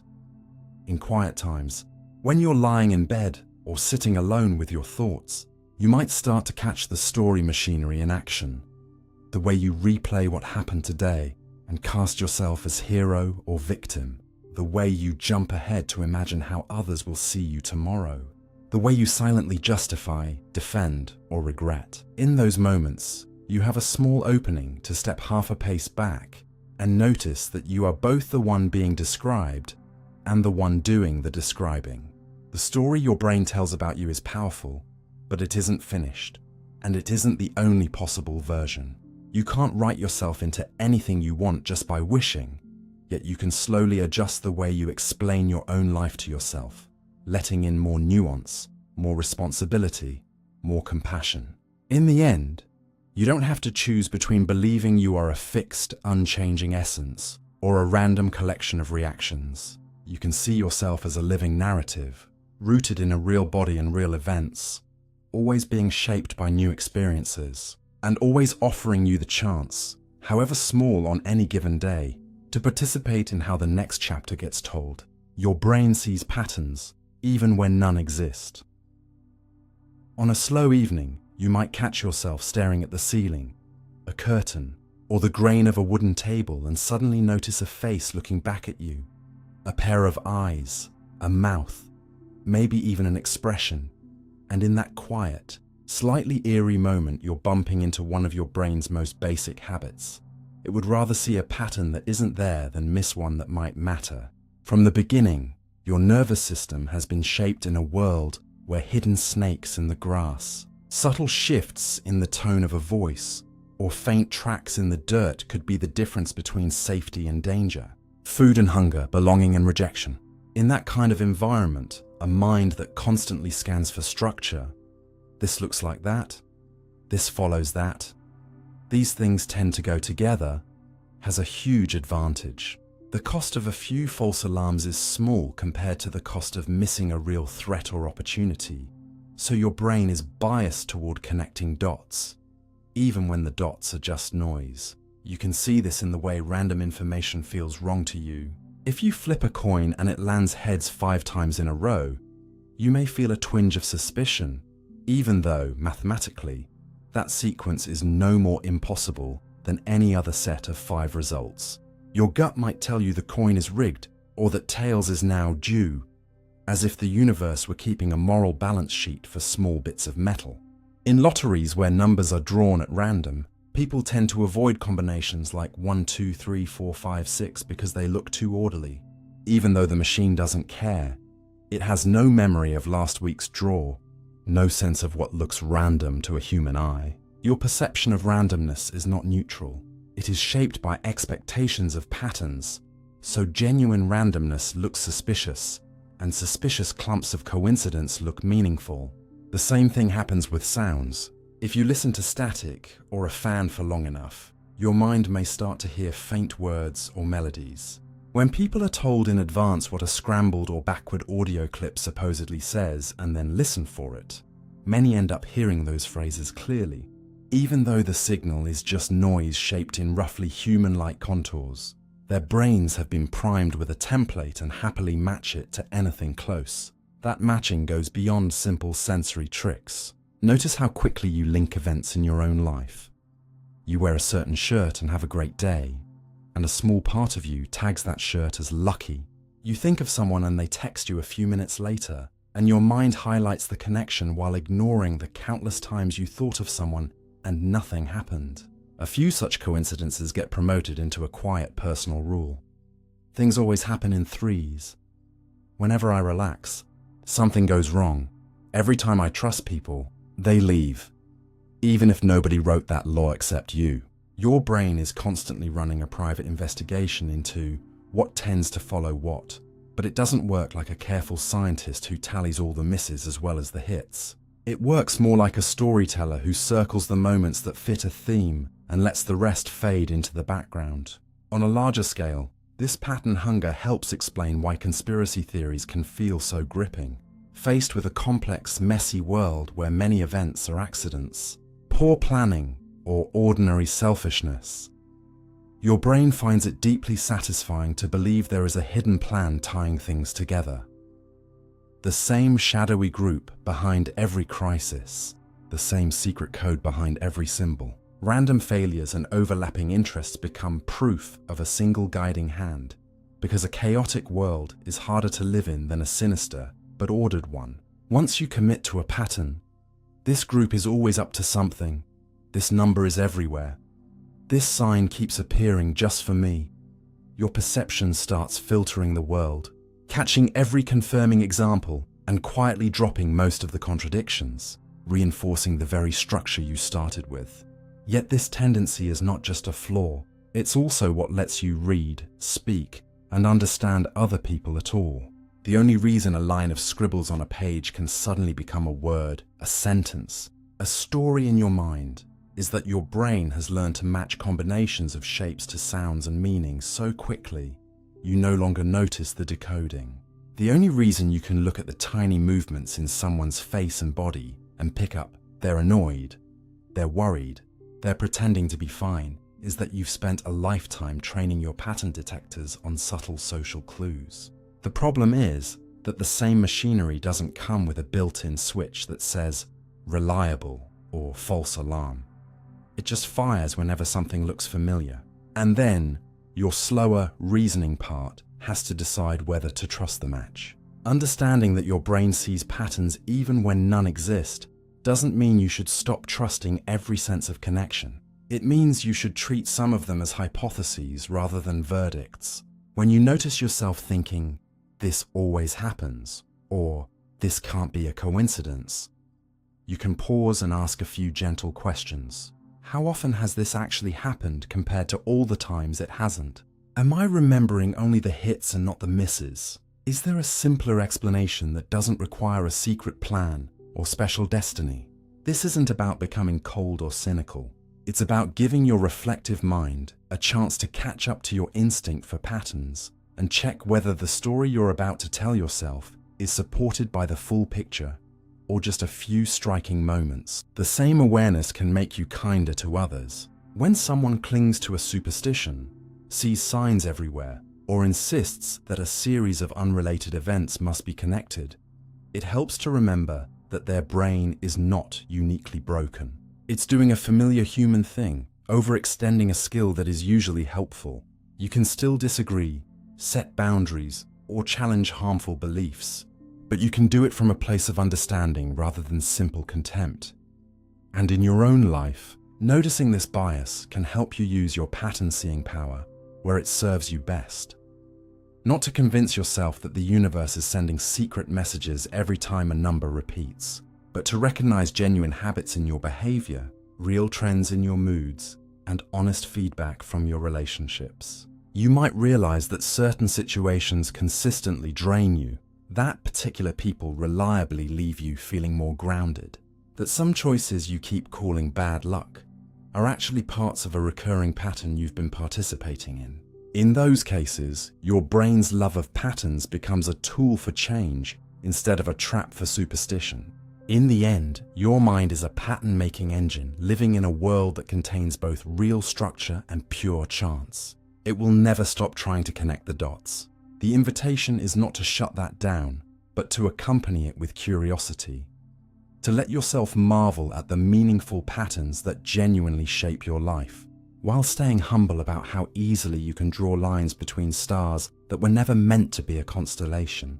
Pain in your mind lights up like physical pain. It's a strange kind of fairness that someone can hurt you without leaving a bruise. Yet inside your skull, the same alarm systems that scream when you slam your hand in a door can flare when nothing has touched your skin at all. We are used to thinking of pain as something simple. Damage happens out in the body, nerves carry the message, the brain receives it like a phone call, and you feel hurt. But that picture quietly hides the most important part. Pain is not something that lives in your muscles or bones. It is something your brain creates when it decides that you, as a whole organism, are in trouble and need to change what you're doing. You can see clues that it works this way in everyday life. If you cut your finger while you're deeply focused in an emergency, you might not feel much until later. The tissue is damaged, but your brain temporarily turns the volume down because it has decided that running, lifting, or helping matters more right now than the sting in your hand. The opposite can also happen. A small injury can feel enormous if you're already anxious, exhausted, or hyper-focused on every sensation, as if the brain has leaned on the volume knob and made a minor signal roar. That ability to turn pain up or down reveals that pain is not a raw, automatic readout of the body. It's a constructed experience that depends on context, meaning, and memory as much as on signals from nerves. Some of the clearest evidence comes from people who have lost a limb but still feel vivid pain in fingers or toes that no longer exist. Their missing hand can itch, burn, or cramp so intensely that it keeps them awake at night. And yet when you look down, there is only empty space or a smooth scar. The nerves in that limb are gone. Whatever they could have sent has been cut off. The suffering is real, but its source is in the brain's internal map of the body, a map that has not fully updated to the physical loss and continues to generate sensations where it believes a hand or foot should be. Therapies that help those people sometimes do something surprising. They use mirrors or virtual reality to give the brain new visual feedback, letting the person see and move the phantom limb in a reflection. As the brain starts to believe the movement and relaxation are real, the pain can ease, not because anyone touched the missing tissue, but because the control room in the head has been given new information and adjusts its output. That same control room responds not only to current injuries, but also to imagined ones. If you vividly picture stubbing your toe on a sharp corner or biting down on something that cracks your tooth, you may feel a physical shiver, a tightening in your jaw or foot, even though nothing actually happened. Brain imaging studies show that when people remember or imagine painful experiences, many of the same regions involved in processing real physical pain become active. Like a rehearsal lighting up the same stage with different props, the nerves from your body are quieter in these moments. But the brain's interpretation circuits are busy, and the experience can be powerful enough to make you avoid certain actions or places, as if a ghost of the original hurt was still tugging on your behavior. Chronic pain conditions bring all of this into even sharper focus. Some people continue to feel intense back pain or headaches long after scans show that the original injury has healed as far as it can. In those cases, the pain is not imagined in the sense of being fake. It is built from nervous systems that have become overly sensitive, responding to normal sensations as if they were threats. The brain and spinal cord have learned a pattern. Signals from here mean danger, and now fire that pattern too easily. Stress, lack of sleep, and fear can all make these circuits fire more, not because the tissue is being damaged again each day, but because the brain's alarm has been left on a hair trigger setting. Telling someone in that situation, "It's all in your head," misses the point. Of course it is in their head. That's where pain lives, and that is exactly why it feels so real. The mind can also change pain in the other direction. When people are given a treatment they believe will help, sometimes even when it has no active medical ingredient, their pain can genuinely decrease, and scans show shifts in brain activity matching that relief.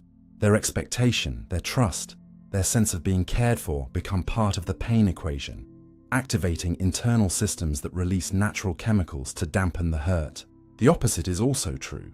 When people are warned that something will be extremely painful or dangerous, their brains may amplify the sensation, sometimes before anything has even happened. Meaning and prediction are not just thoughts floating above the body. They are signals the brain uses when deciding how loudly to shout, "You are in pain." Once you know that mental and emotional states share real circuitry with physical pain, certain phrases sound less like metaphors and more like plain descriptions. Saying that a memory still hurts, that a harsh word stabbed, or that grief feels like a weight on the chest, is your way of noticing that distress in your mind has recruited bodily alarm systems. Your heart rate changes, your stomach tightens, your muscles ache, and the same broad network that lights up when you are physically injured can glow when you are wrestling with loss, fear, or deep regret. This doesn't mean there is no difference between cutting your skin and thinking about a sad event.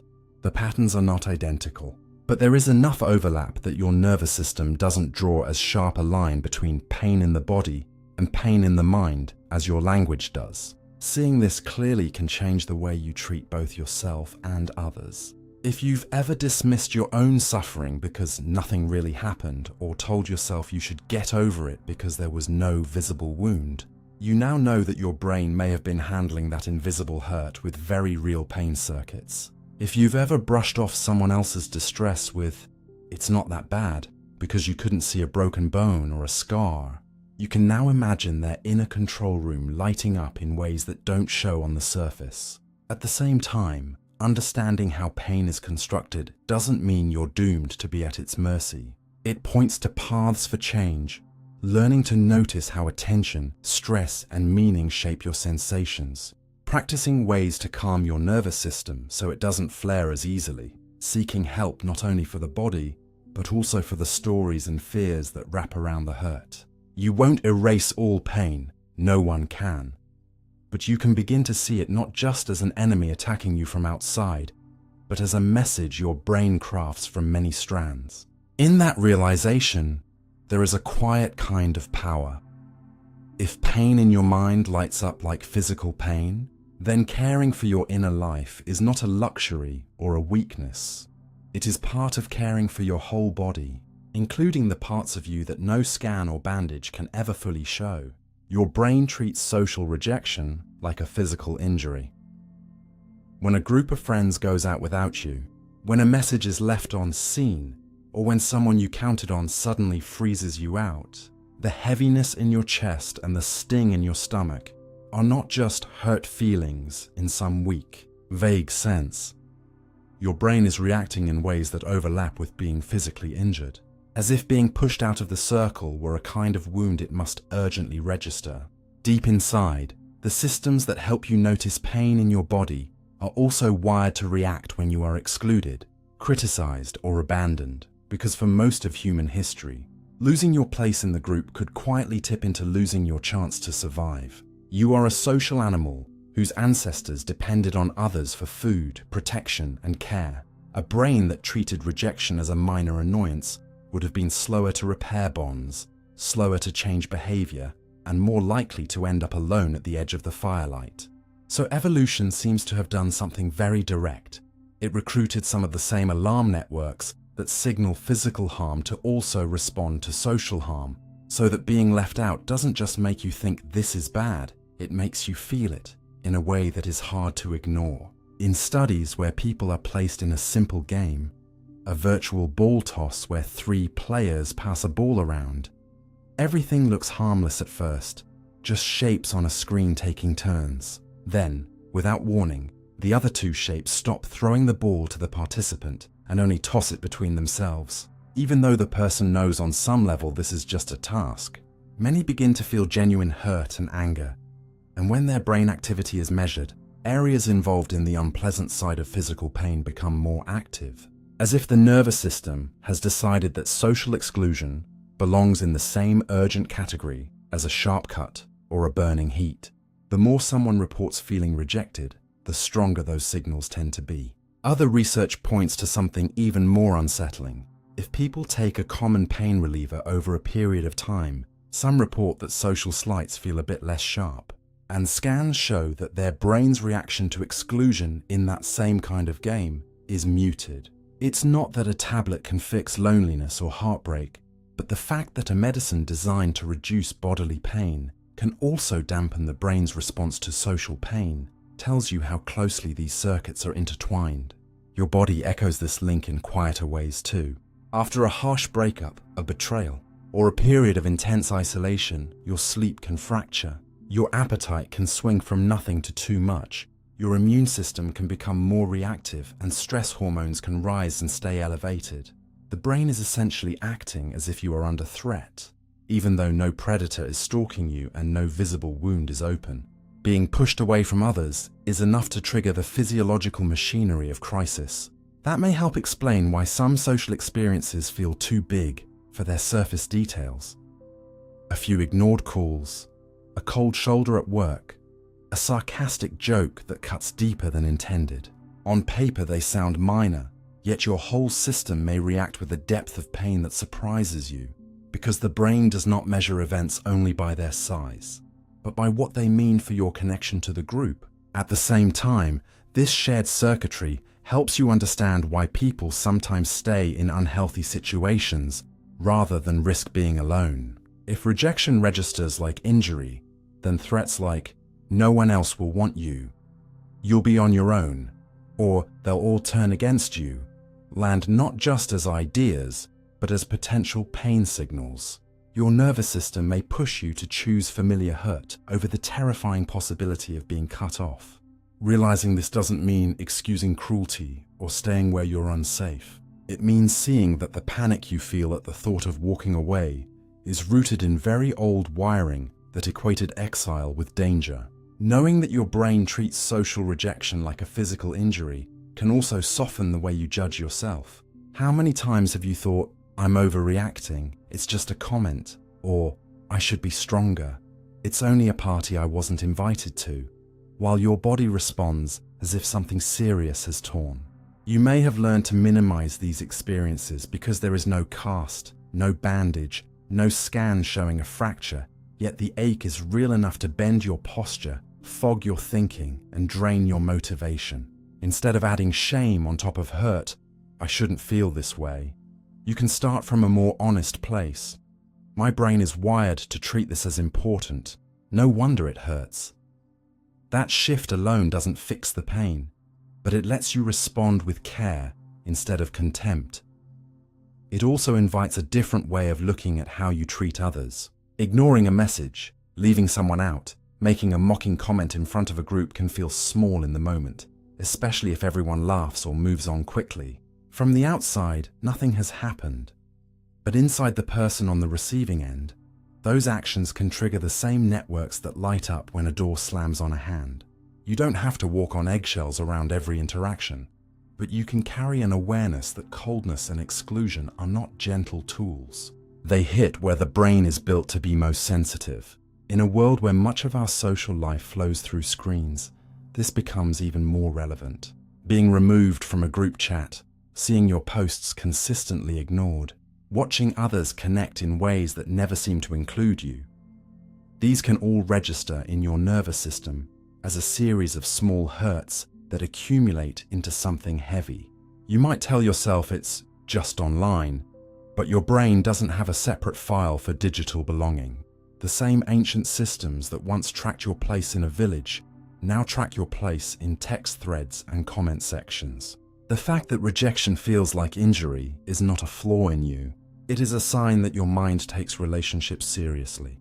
The question is what you do with that knowledge. You can use it to be gentler with yourself when you feel wounded, to seek out people and spaces where you are consistently welcomed, rather than chasing the approval of those who repeatedly push you away, and to understand why healing from social pain takes time, just as healing from a physical injury does. You can also use it as a quiet reminder in moments of anger or indifference. Before you freeze someone out, cancel them in your circle, or deploy silence as a weapon, you can pause and remember that somewhere in their brain, That act may light up as more than a lesson. It may register as harm. You won't always choose kindness. No one does. But by seeing how your own nervous system treats rejection, you gain the chance to treat both your own hurt and the hurt you could cause with more awareness. Beneath all of this lies a simple, unsettling, and strangely comforting truth. You were built to need other people, so much so that losing them hurts like being burned or cut. Instead of fighting that fact, you can let it teach you to take connection seriously, to respect the pain of its loss, and to move, step by step, toward relationships that don't make your brain feel like it is always defensively bracing for the next invisible blow. You can't multitask. Your brain just switches fast. Somewhere along the way, you may have started to feel a quiet pride when you tell people you're good at multitasking, as if being able to handle messages, music, work, and half a conversation at once proves you're built for a faster world. But inside your head, there is no control room calmly running several complex tasks in parallel. There is one main channel, and it keeps flipping back and forth so quickly that you mistake rapid switching for doing things at the same time. Your brain can keep your heart beating and your lungs moving while you walk and talk. Those background processes are handled by well-trained automatic systems that don't need your focus. But when it comes to any activity that truly requires attention, reading, writing, driving, reasoning, listening deeply, learning something new, you don't have multiple spotlights to shine. You have one, and it can point in only one precise direction at a time. Researchers see this when they ask people to perform two demanding tasks together, like sorting numbers while listening for specific words. Performance drops on both compared to doing them separately, and in lab experiments, there is a measurable switch cost whenever the rules change, a small delay and rise in errors each time the brain has to reconfigure which instructions to follow. In your daily life, those delays are too short to notice moment by moment, but they add up.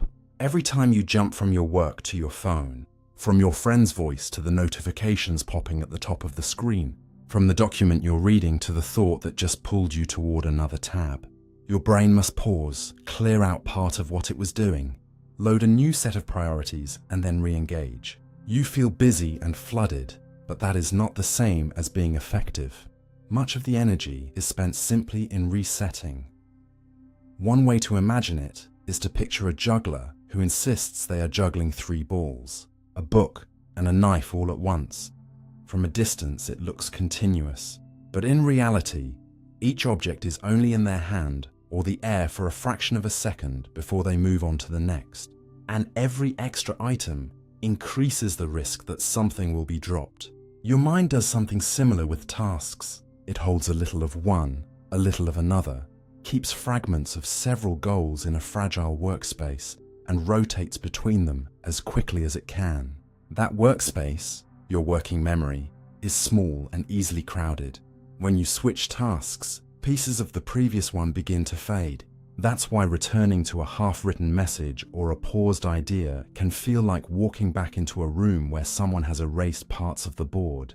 You know you were in the middle of something, but you have to spend time reconstructing what you meant to say or think. When you insist on multitasking, you are choosing to pay that reconstruction cost again and again, often without realizing it. There's another subtle consequence. Because your attention keeps being sliced into thin strips, your brain adapts by favoring surface-level processing.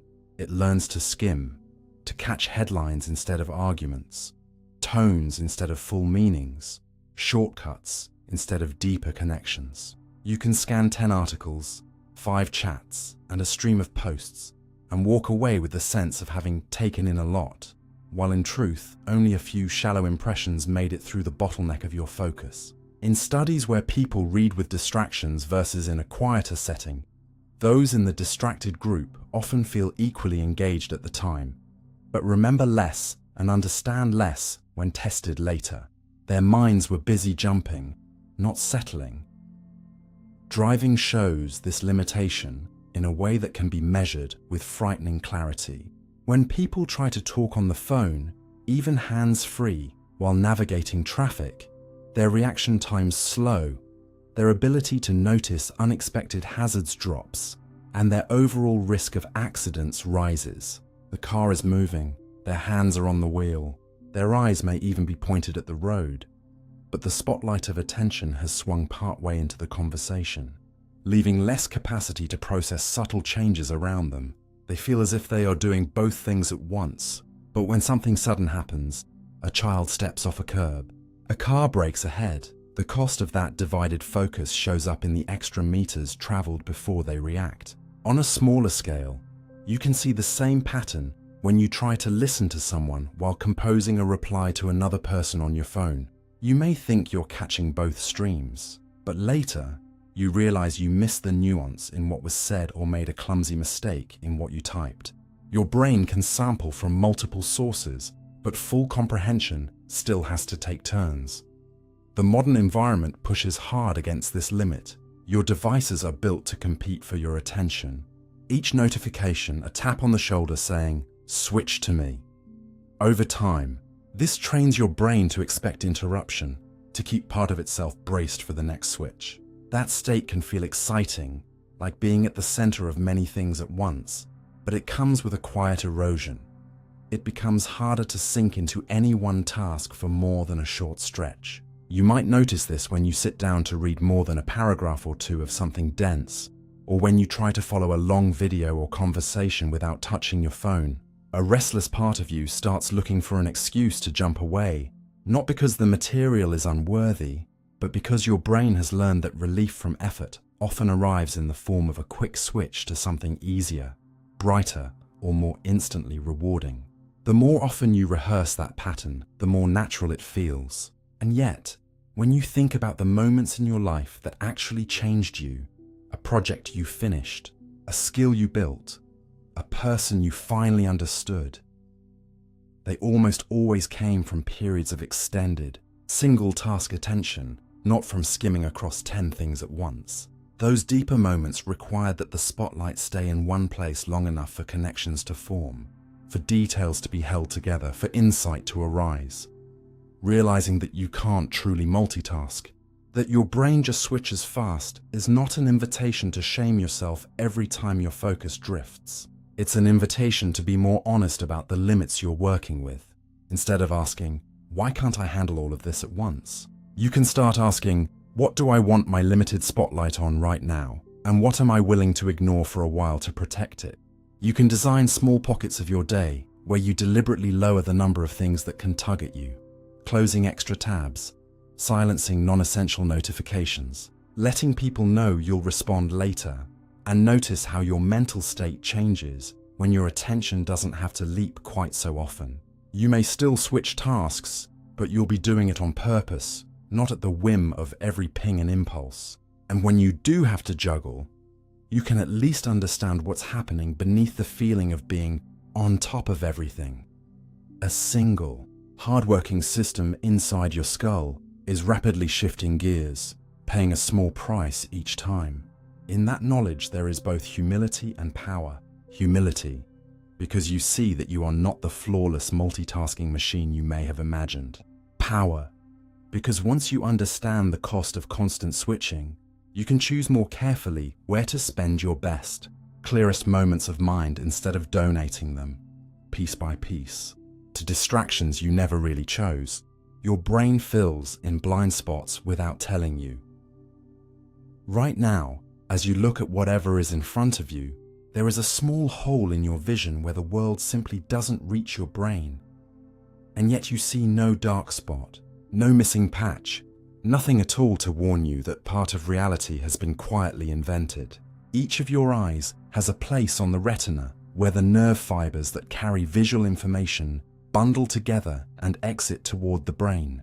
There are no light-sensitive cells there, no machinery to detect color or shape, just a gap where signals cannot be collected. That gap is your anatomical blind spot. If you close one eye and use a simple test, a dot on one side of a page, a cross on the other, and you move it slowly toward your face, you can make one of the marks disappear when it lands on that empty zone. The ink hasn't vanished and your open eye hasn't shut, Your brain simply stops receiving data from that tiny region. But here's the unsettling part. In everyday life, you never notice a neat circular hole floating in your view. The space where the object should be is filled almost instantly with a continuation of the background. More wall, more sky, more table, so smooth that unless you go looking with one eye closed on purpose, you'd never suspect that anything was missing. This isn't just your brain ignoring the gap. It actively paints in what it expects should be there, using context from the surrounding area. In experiments, if the area around your blind spot is covered in stripes, you don't see a blank patch. You see continuous stripes, as if someone drew them neatly across the whole. If the surrounding region is a field of dots or a plain color, your perception shows more dots or more color where there was no real input. At a deeper level, parts of your visual cortex behave as if they are receiving real information from that gap. Cells fire in patterns that match what would be there if the retina were intact. Your brain takes the fragments it does have and quietly extrapolates, extending edges, repeating textures, smoothing over borders, the way photo editing software can heal a blemish by copying nearby pixels. But your brain has been doing this your entire life, in real time, without ever telling you when it has switched from reporting to guessing. This blind spot is only the most obvious example. Your eyes are full of structures that technically block light, including the network of blood vessels that runs across the retina itself. The image hitting your eye is veined with shadows, and yet you never see them.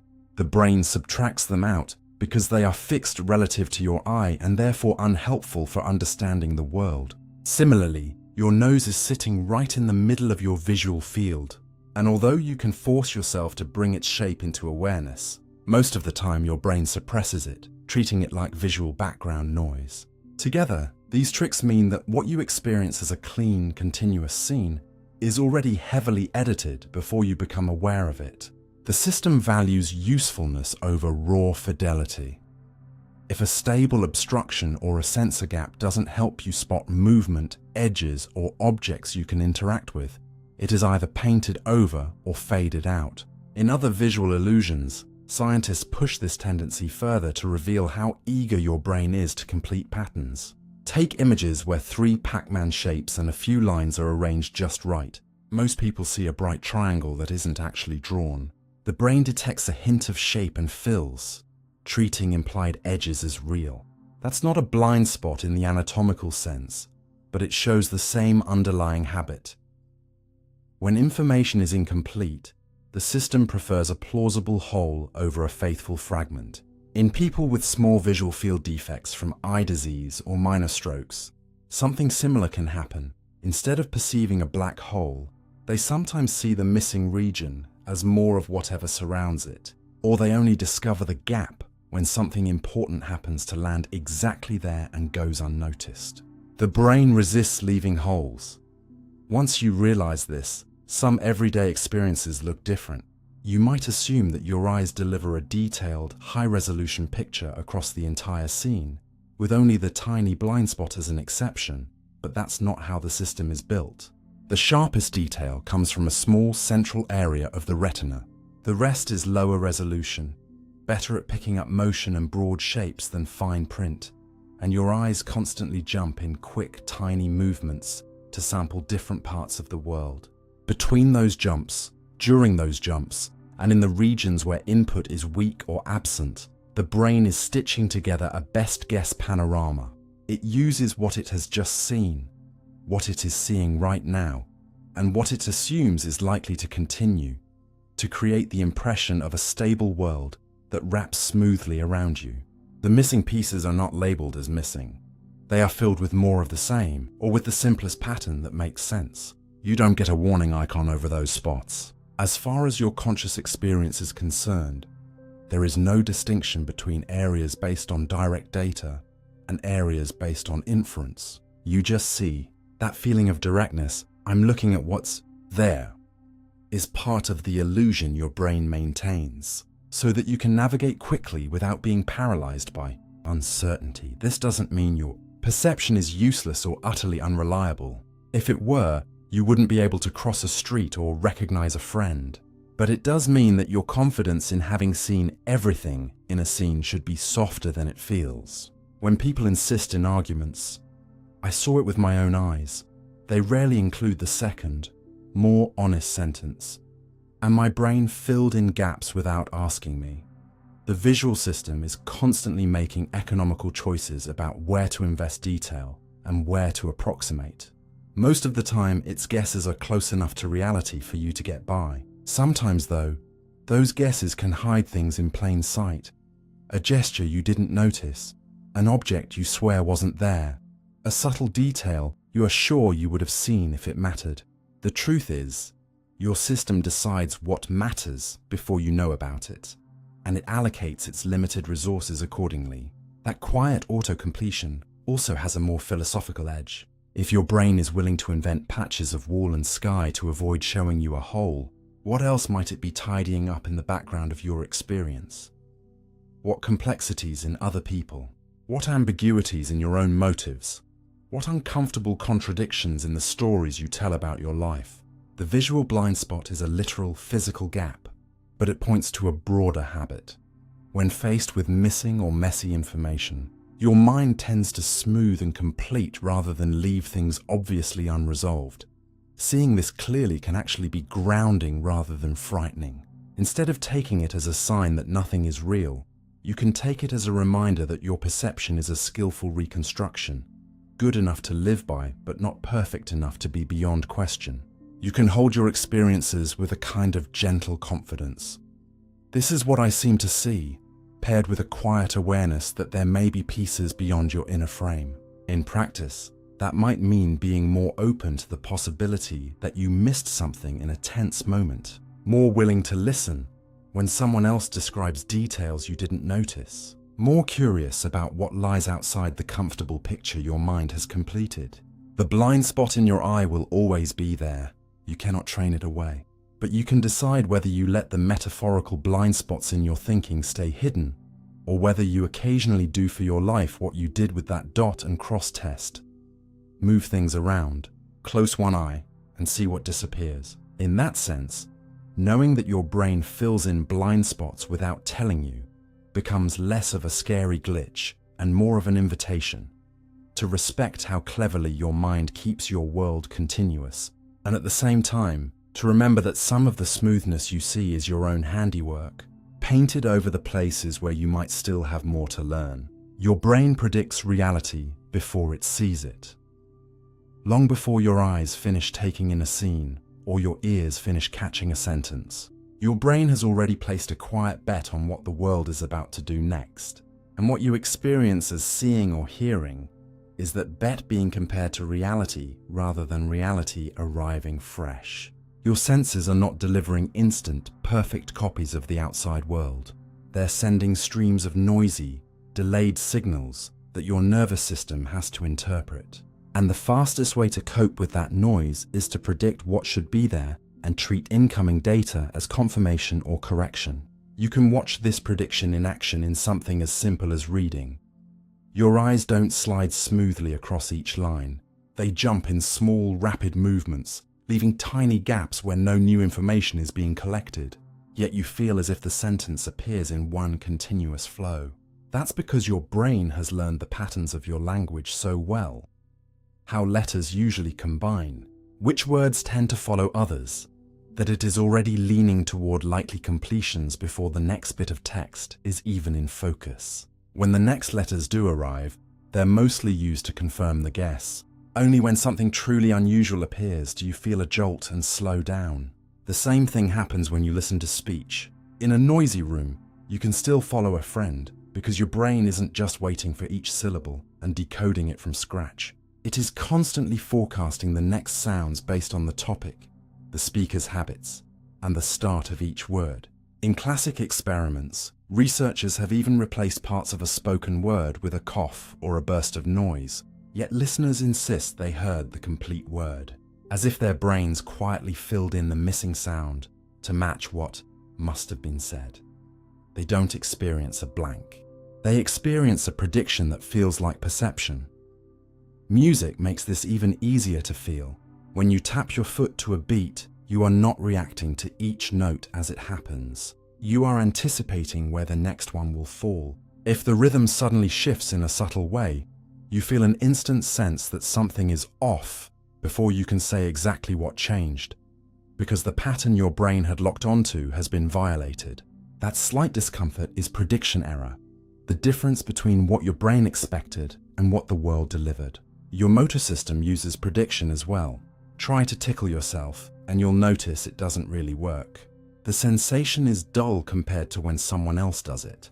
That's because when you move, your brain sends a copy of the outgoing motor command to sensory regions, forecasting the touch that will result and dampening the response. Since the tickle on your own skin was fully expected, your system treats it as unimportant. When someone else's fingers approach, you have no precise internal preview of how, when, or exactly where they will touch you, so the same kind of sensation is tagged as surprising and more intense.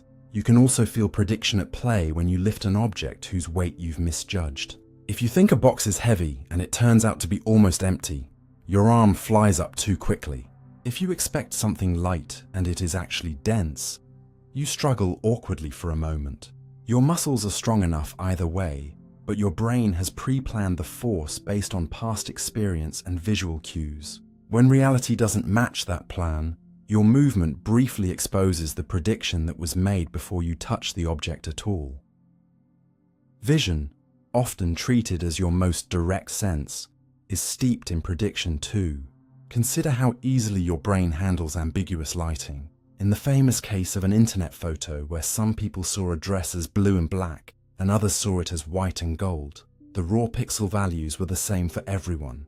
What differed was the brain's assumption about the light in the scene. If your visual system interpreted the dress as being in shadow, it subtracted the bluish cast of that imagined light and left you with white and gold. If it assumed bright indoor lighting, it corrected in the opposite direction and produced blue and black. Each perception felt obvious and given, but both were the result of the brain applying its internal model of how objects usually look under different light sources before accepting the colors it thinks it sees. In everyday life, similar corrections happen constantly with shape and motion. When an object disappears behind a pillar and reappears on the other side, you don't see it as two separate objects blinking in and out. Your brain predicts continuous movement behind the obstruction and stitches the glimpses into the path it expects, even though your eyes never saw the hidden segment. When a car moves across your field of view while your eyes are moving in the opposite direction, the visual system subtracts your own motion and concludes that the car is relatively stable in the scene, again using an internal model of how things should behave to interpret raw signals that would otherwise be confusing streaks and smears. Underneath all these examples is a simple but radical idea many neuroscientists now work with. The brain is not primarily a device that waits for input. It is a device that constantly generates predictions about the world and uses sensory input to check where it's wrong. In this picture, activity flows not just upward from the senses, but downward from higher areas that encode expectations.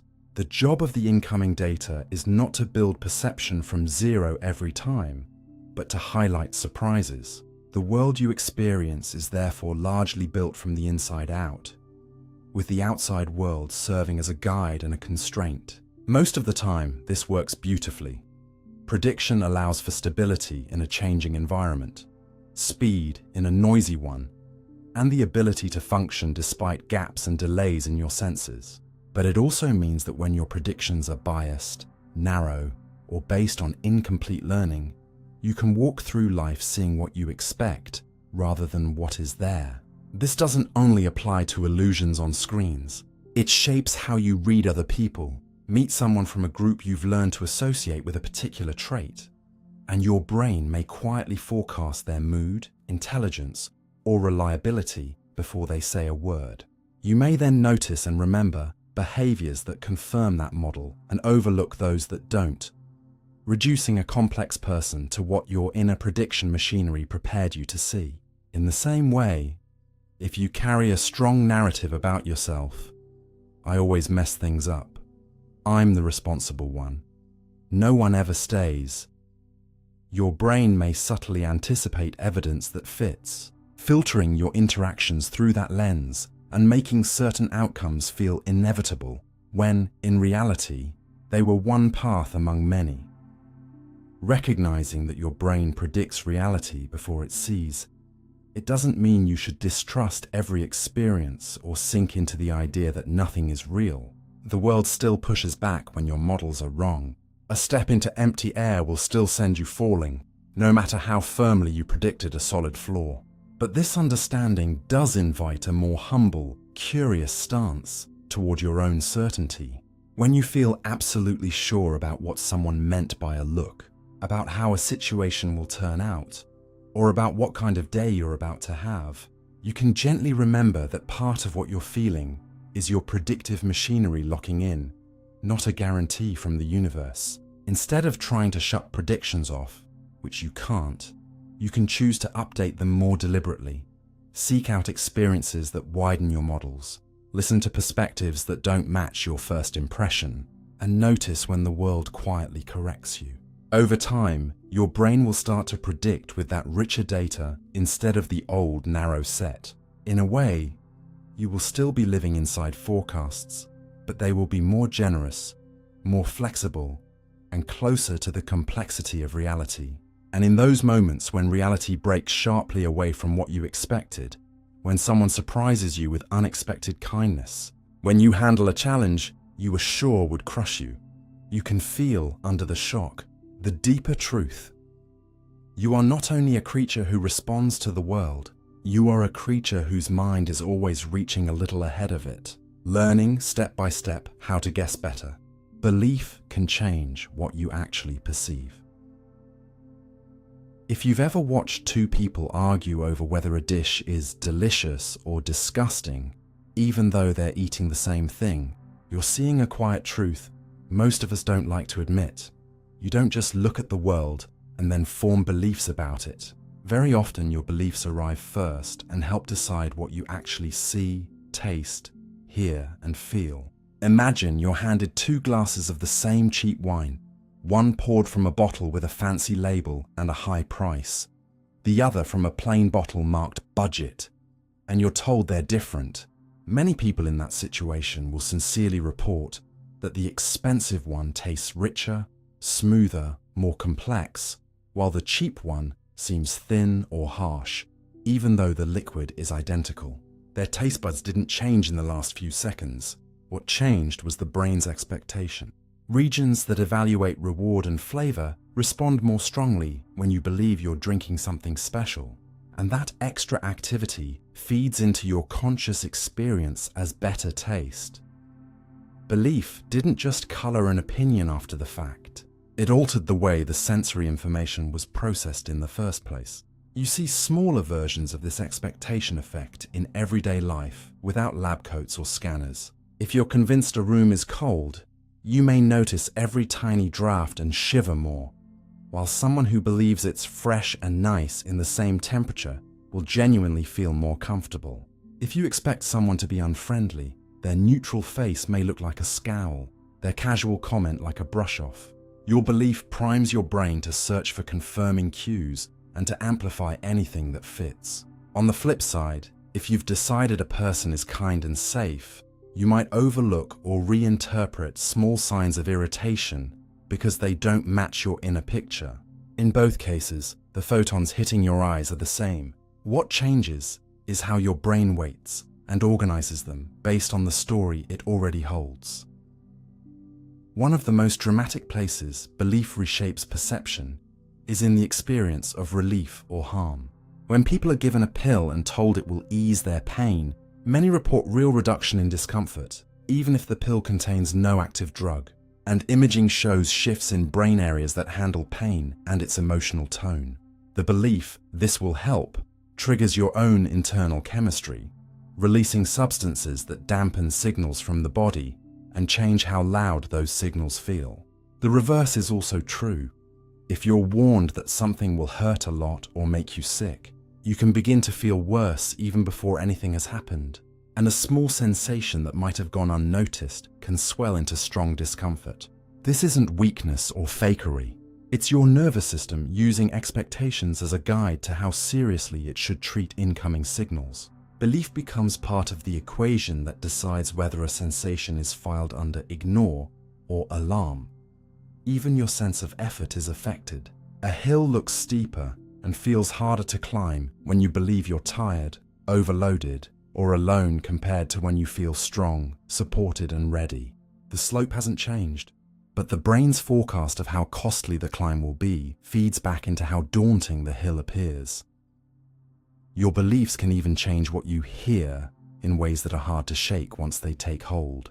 If someone plays you a piece of distorted audio and tells you it's nonsense, you might only hear a garbled mumble.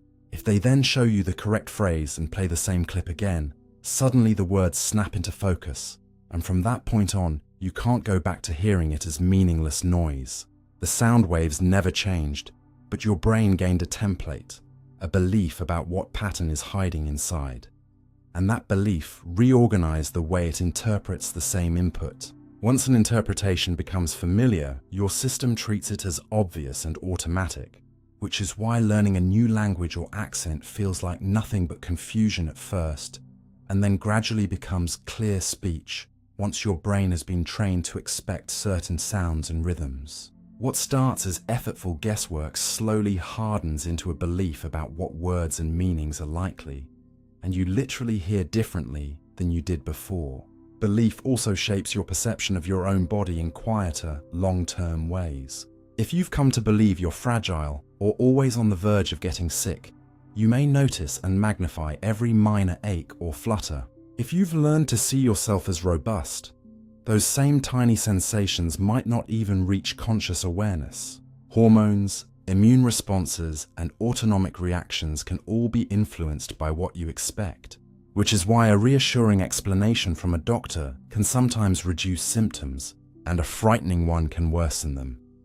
This power of belief doesn't stay confined to physical sensations. It stretches into how you perceive opportunities, risks, and your own abilities. Walk into a room with the belief, "I don't belong here," and your eyes will be drawn to every sign that seems to prove you right. The one person who looks bored when you speak, the small group that doesn't turn when you approach, the moment you stumble over a word. Those details will feel huge and bright. At the same time, you may barely register positive signals, the nods, the smiles, the easy acceptance, because they don't fit your expectation and are treated as background. Another person, standing in the same room with the belief, "I have something valuable to offer," will pick up a different set of details as their reality, and later you'll both tell very different stories about the same event. Not because one of you hallucinated, but because your belief steered attention and interpretation in different directions from the start. Over years, this can harden into self-fulfilling loops. Believing people are generally untrustworthy leads you to notice and remember the betrayals, to test others or hold back, which can strain relationships and produce the very distance you feared. Believing, "I always fail at new things," can make you perceive the first sign of struggle as proof of inevitable failure. So you withdraw effort, feel overwhelmed, and stop, reinforcing the belief that you just can't. Again, the world hasn't changed between versions of you. What's changed is which aspects your brain counts as important when building the picture of what's going on. Here, none of this means that belief can rewrite hard, physical facts. No amount of optimism lets you walk through a wall or drink poison safely. But it does mean that the line between what is out there and what I think is out there is thinner than it feels. The brain's job is not to deliver a perfectly neutral documentary. It is to construct a usable world from incomplete data, and belief is one of the tools it uses to do that quickly. That can be dangerous when your beliefs are rigid, fearful, or distorted, because they don't just sit in your head as abstract opinions. They lean on the controls that decide how you experience other people, your body, and your options. But it's also quietly hopeful, because it means that gently updating your beliefs can slowly update your perception. When you learn through repeated experience that a feared situation is survivable, your belief shifts, and the room looks and feels different than it once did. When you decide to treat your automatic "I can't" thoughts as hypotheses rather than absolute truth, you create space to notice small victories you used to ignore, and those wins feed back into a different expectation about what's possible. You can't snap your fingers and believe anything you want. Belief that actually changes perception tends to be built, not forced.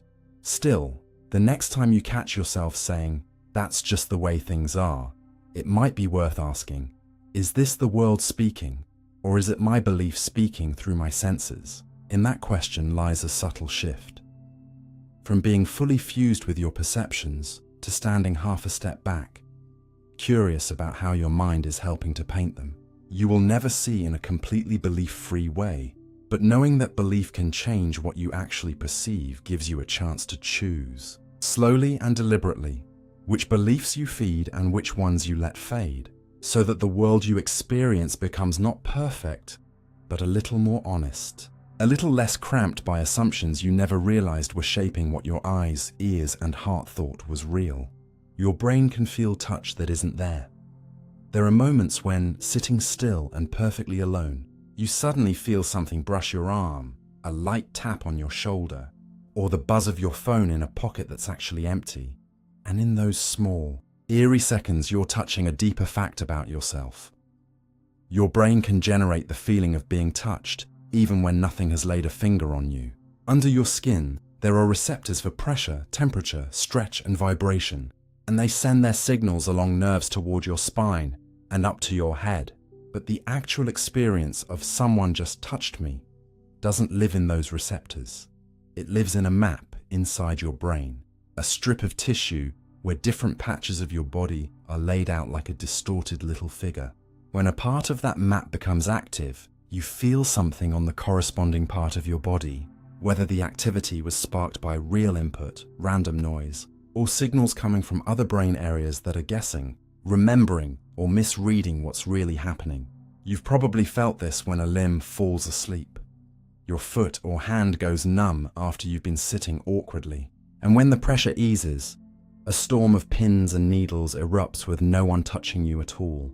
The nerves have been squashed and are firing in a chaotic way as they recover, and your brain does its best to interpret that mess as tingling and pricking, shaping meaningless bursts of activity into a familiar sensation. Something similar happens with those phantom vibrations from your phone.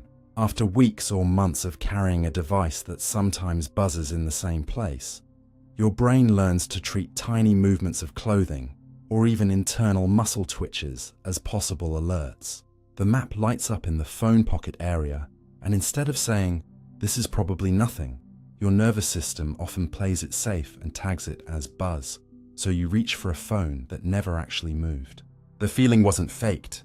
The activation in your touch circuits was real, but the source was internal expectation more than external pressure.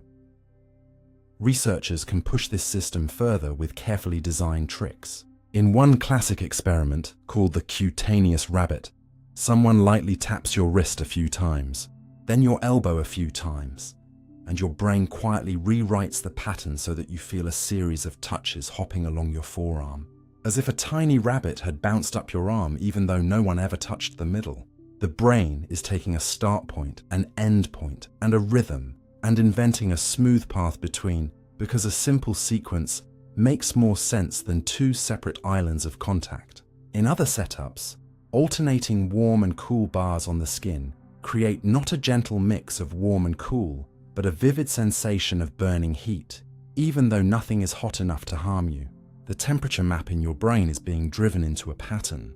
It has learned to label danger.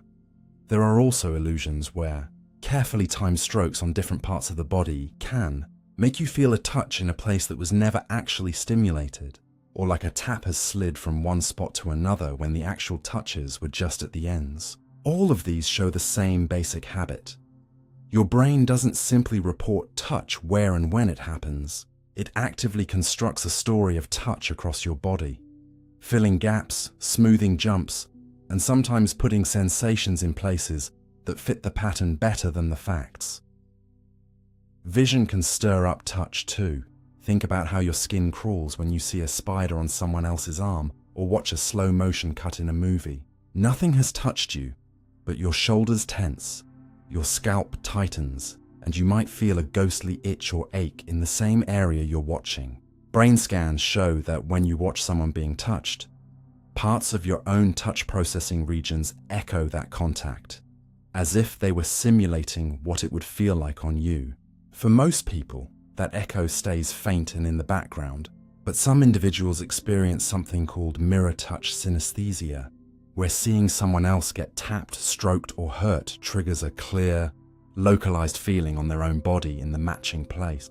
They literally feel a touch that isn't there, not because they are imagining things in a loose sense, but because the circuits that normally separate what happens to me from what I see happening to you are more intertwined. Their brains are wired to let empathy leak into the body, so the line between observed touch and personal touch blurs.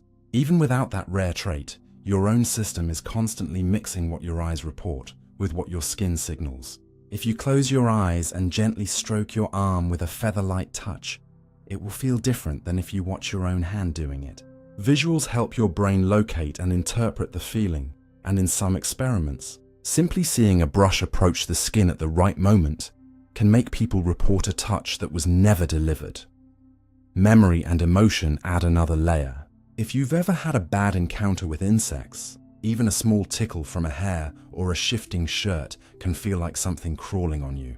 And once that idea grabs you, you may feel more phantom crawls for minutes afterward. Your belief and fear prime your tactile map to be hyper alert.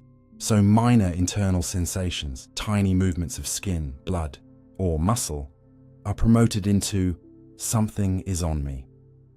On the other side of the emotional spectrum, think about how vividly you can feel a hug from someone you miss, or the pressure of a hand you used to hold, especially when you're drifting towards sleep. The memory of their touch can ripple through your muscles and skin, even though they are not in the room. Your brain stored not only the fact that the contact happened, but the pattern of activation it created. And under strong feeling, it can replay that pattern in softer form. Dreams take this capacity and turn it up even higher. In sleep, particularly during vivid dreaming, your brain can generate full-body sensations, floating, falling, being held, being pushed, that are convincing enough to make your heart pound and your body twitch, even though the muscles responsible for moving you are largely turned off for the night. The sensory maps are being driven from the inside, with little or no input from real touch, and yet the experiences can be intense enough to linger into the moments after you wake, when you might still feel a weight on your chest, or the warmth of a hand on your back that was never physically there. All of this doesn't mean that the world is irrelevant, and everything you feel is some pure invention. If you bump into a table, or someone puts an ice cube on your neck, your touch receptors and nerves are doing real work. But it does mean that your brain is the final author of what counts as touch, and it is happy to accept input from more than just the skin. Expectations, memories, visual cues, emotional states, and random neural noise can all be translated into sensations that feel anchored in your body. That can be unsettling. You realize you can't always trust that something touched me means exactly what it feels like, but it can also be strangely reassuring. When you catch yourself swatting at an imaginary buzz, shivering at a scene on a screen, or feeling comforted by the echo of a familiar hand that isn't physically there, you're not going crazy. You're noticing how sensitive and creative your nervous system really is. The deeper question this raises is not, is this touch real? But what is my brain trying to tell me right now? Sometimes the answer is simple. You've been trained to expect that vibration, or you're on edge and scanning for threats. Sometimes it's softer. You are lonely enough that your body is remembering what closeness felt. Like knowing that your brain can feel touch that isn't there invites you to treat those strange moments not just as glitches to be ignored, but as clues to how your inner world is shaping your experience of your own skin, and to how much of being in your body is actually the story your mind keeps quietly telling your nerves about what it thinks is happening to you. Your brain loves routines because they save energy. Think about the last time you arrived somewhere familiar, a route you've taken 100 times. and realized you barely remember the journey. As if your body handled the trip while your mind wandered somewhere else. That strange autopilot feeling is your brain showing you what it loves most. Stable routines that let it do more with less effort. Inside your skull, billions of cells are constantly firing, maintaining your sense of self, tracking the world, planning, remembering, and adjusting. And that kind of activity is expensive. Your brain, though small compared to the rest of your body, consumes a large share of your available energy just to keep you functioning. Every fresh decision, every new calculation, every time you consciously weigh options, those control circuits have to work harder. Over years of repetition, your nervous system quietly learns a shortcut. Instead of thinking through each familiar sequence step by step, it bundles actions into chunks that can be run with minimal supervision. Brushing your teeth, tying your shoes, making coffee, opening your favorite apps, even the way you respond to certain messages. These are no longer treated as separate tiny tasks. They're handled as preloaded scripts that start running as soon as the right cue appears. Brain areas that help form habits and procedures take over, so your more flexible reflective systems don't have to stay involved in every move. That transfer saves energy, not just in a biological sense, but in a mental one. When your morning unfolds in a predictable pattern, you spend less attention deciding what to do next and more on the handful of things that truly need fresh thought. This is part of why routines can feel calming. When you know roughly how the first hour of your day will go, or what you usually do before bed, your brain can relax into a rhythm instead of treating each minute like a new problem to solve. The same mechanism helps you master skills. At first, learning to drive, play an instrument, or speak a new language demands intense concentration. Every movement feels heavy and deliberate. Over time, as your brain recognizes repeated patterns, it packages them into more efficient circuits. What once took effort, changing gears smoothly, finding chords, forming unfamiliar sounds, begins to feel almost automatic, freeing your conscious mind to think about where you're going, what you're expressing, or who you're talking to. The price of that ease is that routines once formed resist change. Your brain doesn't sort habits into good and bad. It mostly tracks often and rewarding. If a behavior is repeated frequently and is followed by even a small sense of relief, comfort or pleasure, the circuits behind it strengthen. The same way a footpath gets deeper the more people walk it. Reaching for your phone first thing in the morning, snacking when stressed, checking a notification every time you feel bored. If these actions reliably generate a tiny hit of distraction or comfort, your brain starts treating them as efficient solutions to small internal tensions. Soon, you may find yourself doing them without really deciding, because the cue, "I just woke up, this task feels hard, there was a buzz," now flows straight into the routine. That's energy saving from the brain's perspective. Instead of wrestling with discomfort, it grabs the quickest known pattern that has worked before. Unfortunately, the brain's love of routines doesn't automatically care about long-term outcomes. So some of the grooves it deepens can lead you away from what you consciously want. At the same time, your brain doesn't actually want everything to be fixed forever. It also responds strongly to novelty. New sights, ideas, and experiences trigger extra bursts of attention and motivation because discovering useful changes in your environment has always mattered for survival. But novelty is costly. Unusual situations require more analysis, more learning, and more error checking. So your nervous system tends to seek a compromise. A base layer of routine to keep costs low, with pockets of novelty sprinkled on top. You might notice this in how you pick entertainment. You return to the same type of show, the same genre, the same social media platform, but within that familiar frame, you look for slightly different stories, faces, or jokes. The frame is routine. The content is new enough to feel interesting. Similarly, at work or in study, you may use the same location, the same time of day, the same starting ritual, while the material you're handling changes. The stable wrapper makes the variable task easier to approach because your brain doesn't have to figure out everything at once. Understanding this helps explain why changing a habit feels draining. When you try to replace an old routine with a new one, say, to go for a walk instead of scrolling when you're stressed, you are asking your brain to give up a cheap, well-traveled path and build a fresh route through undergrowth. At first, that new path feels awkward and unnatural. The old pattern is smoother and demands less effort, so your energy-saving machinery keeps nudging you back toward it. Many people interpret that nudge as proof of a personal flaw. I'm weak, I have no discipline. When in fact it's what any brain would do with a long-practiced and easily triggered routine. Changing it means working with, not against, this tendency. Reducing exposure to the old cues when you can, making the new routine as easy and obvious as possible, and attaching small rewards to it so your brain has a reason to tag it as worth repeating. Routines don't exist only in your actions. They also live in your thoughts and emotions. Certain moods can become default responses to situations because they've been rehearsed so often. Meeting criticism with immediate self-blame, feeling anxious in specific settings, shutting down when conflict appears. These too are energy-saving in a way. Instead of evaluating each new comment or situation from scratch, your brain reaches for a familiar interpretation that it has used hundreds of times. It's faster to think, of course I messed up again, than to weigh all the other possibilities, even if that thought hurts you.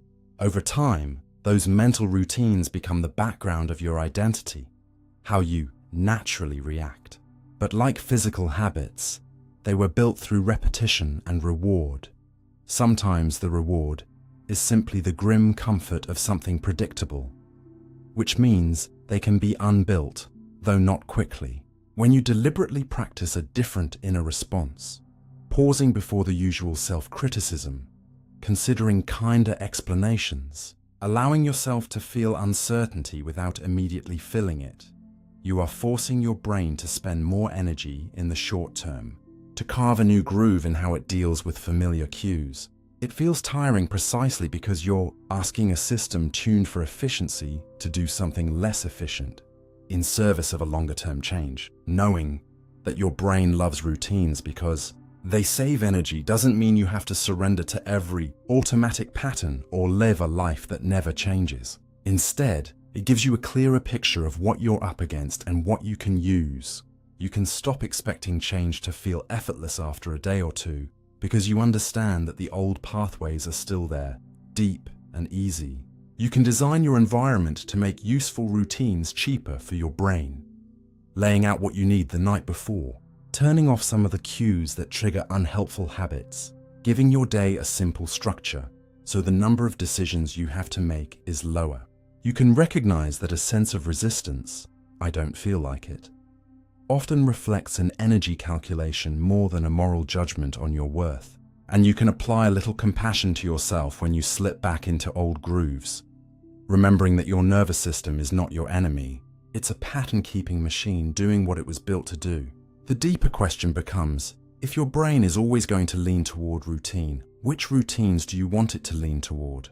You can't stop it from building habits, but you can, over time, influence which ones it invests in by choosing what you repeat, what you reward, and what you surround yourself with. In that sense, every small, consistent action is not just something you did today. It's a quiet vote in the kind of autopilot you'll live with tomorrow, a way of teaching your energy-saving brain that the path you want is also the path that eventually feels easiest to follow. You can imagine things that trigger real emotions. There is a quiet power you carry that you probably underestimate. Without moving from your chair, without anyone speaking to you or touching you, you can make your heart race, your stomach knot, your eyes water, or your chest soften, simply by running the right scene in your mind.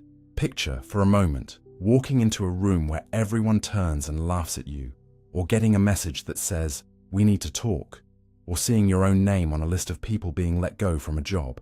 Even though nothing like that is actually happening right now, your body can start reacting, jaw tightening, breath shortening, muscles bracing, as if it were already under attack. Then, with no change in the world outside, you can flip channels. Imagine someone you love waiting for you at an airport. Imagine finishing something that matters and hearing real, warm applause. Imagine lying safely in a place you associate with calm. Your shoulders drop a little. Your exhale lengthens. There is an almost physical warmth in your chest. Those shifts are not pretend. Your nervous system is adjusting your heartbeat, hormones, and muscle tone in response to pictures and stories that exist only in your head. The reason this is possible is that the machinery your brain uses to process real events is deeply connected to the machinery it uses to simulate events. When you vividly imagine a scene, you're not just thinking about it in a dry way. You are partially turning on the same networks that would be active if you were actually there. Regions that handle vision flicker when you picture sights. Regions that handle sound stir when you hear an inner voice. And emotional centers respond when the imagined situation carries threat, loss, joy, or hope. Your imagination is less like a separate, harmless screen, and more like a rehearsal stage that shares lighting, props, and actors with your everyday life. So what happens on that stage can leave real traces in your body. This is why a nightmare can leave you sweating and shaking even though you wake up in a safe bed. Or why replaying a past embarrassment in detail can make your face burn as if someone had just made the comment again 5 seconds ago. To your deeper emotional systems, the difference between actually happening and vividly replayed or anticipated is not as sharp as you'd like to think. This ability to imagine and feel is not a design error. It is one of your brain's most useful tricks. Long before you act, you can test drive different futures. What if I say this in the meeting? What if I move to that city? What if I tell this person how I really feel? You can fast forward through consequences, feel a preview of pride, regret, relief, or fear, and use that information to choose. This mental time travel, backward to edit and make sense of your past, forward to explore possibilities, is part of what makes human life so flexible. An animal that reacts only to what is in front of it has to learn everything the hard way. An animal that can build scenes and feel them has the option to learn in advance. But the cost of that intelligence is that your inner simulations can run away with you. When you worry, you're often using the strongest parts of this system against yourself, staging disaster after disaster on the inner screen and forcing your body to sit through the emotional consequences of each one. The argument that hasn't happened, the diagnosis you haven't received, the what if about someone leaving you. If you visit these scenes night after night with high detail and strong focus, your nervous system doesn't shrug and say, "This is only hypothetical." It bathes you in the chemistry of stress, nudges your sleep, digestion, and concentration, and quietly reshapes what feels normal.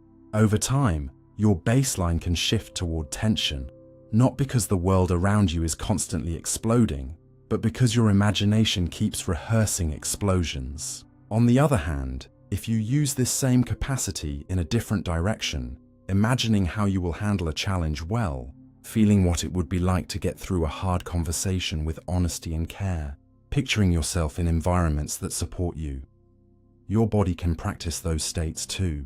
Athletes who mentally go through their routines, musicians who close their eyes and play without touching an instrument, people who rehearse calm breathing and steady responses for situations that scare them, are all taking advantage of the fact that imagined action can strengthen real pathways. Their brains don't fully distinguish between physical practice and detailed mental practice. Both send signals that say, "This pattern matters, build it." This doesn't mean that you can think yourself into anything you want or that negative emotions are your fault. Real events and conditions matter, and none of this erases pain that comes from outside. But it does mean that between the world and your feelings, there is a powerful middle layer made of the pictures, phrases, and scenes you choose, consciously or not, to run again and again. Two people can leave the same conversation and spend the evening imagining completely different follow-ups. One may picture only worst-case responses, feel rejected over and over in their head, and go to bed convinced things are ruined. The other may imagine several outcomes, including repair and understanding, and their body will absorb a different emotional message. Even if neither prediction comes true, both nervous systems have been trained, one toward collapse, one toward possibility, by nothing more than inner cinema. You can also see this in the way certain kinds of entertainment work. A horror story on a page or a scene in a film can make your heart hammer, even though you know at a rational level that you are safe. The story gives your brain enough detail to construct its own internal threat. A deeply moving book or piece of music can make you cry about people who never existed outside ink or sound waves, because in your mind those characters and moments are vivid enough to borrow your real emotional circuits. Your tears are not fake just because the trigger was fictional. They are evidence that your brain's line between imagination and reality is designed to be permeable. Seeing this clearly changes how you might treat your inner life. If you've been taught to dismiss imagination as just in your head, you might also be tempted to dismiss the feelings it creates, telling yourself you have no right to be upset, anxious, or hopeful because nothing has happened yet. But your body doesn't wait politely for external proof. It responds to what you feed it. That doesn't mean you should try to police every stray thought. Trying never to imagine anything scary or sad is impossible and would flatten your humanity. It does suggest, though, that you can become a bit more deliberate about what you linger on. Noticing when you are replaying the same painful scene without learning anything new. Noticing when you are inventing harsh judgments from others and treating them as certain. Noticing when your mind keeps walking you into rooms where you are doomed to fail. These are small acts of awareness that create a gap between the simulation and your full identification with it. In that gap, you can ask gentle questions. Is this the only version of this story I can run? What happens in my body when I watch this one for the 10th time? Is there a different scene I could try, not to lie to myself, but to explore another angle? Over time, choosing even a few more balanced or compassionate scenarios to imagine, how you might cope rather than only how you might break, how someone might care rather than only how they might abandon, gives your emotional system alternative patterns to practice. You will never stop imagining, and you wouldn't want to. It is through imagination that you learn from the past, connect with art, empathize with others, and plan a future that is not merely a copy of yesterday. But you can shift your relationship to it, from being an accidental audience member sitting in the dark while any scene plays, to being a more active curator of your own inner cinema. You still won't control every preview, and real life will still surprise you in both directions. Yet you will know that when your chest tightens or softens in response to something that exists only in thought, it is not nothing. It is your brain doing what it was built to do, taking ideas seriously enough to make them feel partly real. And with that knowledge, you can hold your imagined worlds with a bit more respect and a bit more care, understanding that the stories you run in your mind are not just background noise. They are exercises your emotional body is practicing over and over for a life it has not yet fully lived. Your brain can't tell a vivid thought from a weak memory. There's a particular kind of doubt that can freeze you in place. You stand at the door or the stove and suddenly think, wait, did I actually lock it or did I just think about locking it? And no matter how hard you search your mind, the memory feels strangely slippery, as if the image of you turning the key and the memory of actually doing it have melted together into one. That small everyday glitch points to something bigger happening under the surface. The machinery in your brain that builds memories and the machinery that creates vivid thoughts are so tightly intertwined that, past a certain level of detail and emotion, your nervous system can struggle to keep track of what truly happened out in the world and what only unfolded inside your head. When you live through an event, different parts of your brain help encode it. The sights and sounds, the place you were, the people around you, your own internal reactions. And later, when you remember, your system rebuilds a version of that pattern. But when you vividly imagine something, or rehearse a scenario over and over, many of the same regions are engaged. Visual areas light up with inner pictures. Language areas handle the things you or others say in your mind. Emotional centers respond if the imagined situation carries threat or comfort. The deep difference between memory and imagination isn't so much which circuits are used, as it is a subtle tag about origin. Did this pattern start with the outside world, or did it start from within? That tagging process, sometimes called source monitoring, is usually good enough to keep you oriented, but it isn't perfect. A weakly encoded real event with poor context, something you did automatically while distracted, can feel just as hazy as a thought you've entertained briefly. And a thought you've run in rich, repeated detail can start to feel more solid, more familiar, and therefore more real than a dull, one-time experience. Over time, your brain leans on familiarity as a clue. If a scene feels strongly known, if it slides into place without effort, it treats it as likely to be a memory, even when it was largely built from imagination and suggestion. You see this most clearly when people are encouraged to picture events that never happened. In classic research, volunteers are shown a mix of real childhood photos and a carefully edited picture of them in a hot air balloon or at a place they never actually visited. At first they say, "I don't remember that," but after being gently asked to think about what it might have been like, some begin to report memories of the impossible trip, what the air felt like, what they were wearing, who was there. Their brains are not lying on purpose. Given a prompt, they constructed a plausible scene. And after that scene was revisited several times, it became familiar enough to be filed under My Past. In other experiments, people read lists of related words like bed rest, tired, dream, but the keyword sleep is never presented. Later, many confidently remember seeing sleep on the list because their mind has filled in the most obvious connecting concept. The fact that the brain uses shortcuts like this most of the time is helpful. It allows you to store the gist of situations without recording every small detail. But the side effect is that the border between a remembered experience and a strongly inferred or imagined one can blur, especially when emotions or social pressure are involved. Talk with your siblings long enough about that time on holiday when dad got lost, and details you never noticed, or that never happened, can creep into your mental picture, borrowed from someone else's account, or from your own sense of what must have been the case. Later, when you recall the story, those additions feel as if you witnessed them yourself.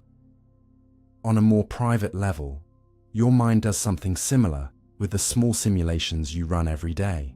You might mentally prepare for a difficult conversation, picturing what you'll say, how the other person will react, and the look on their face. You might replay a past conflict, changing your own lines or theirs, testing different outcomes. These imagined versions can be useful, giving you a chance to practice or to understand, but each time you run them, you strengthen the traces of that scenario. Weeks later, when you think back on the real encounter, you may find it hard to separate what we actually said from what I've imagined us saying since, because both are now part of the same network of associations.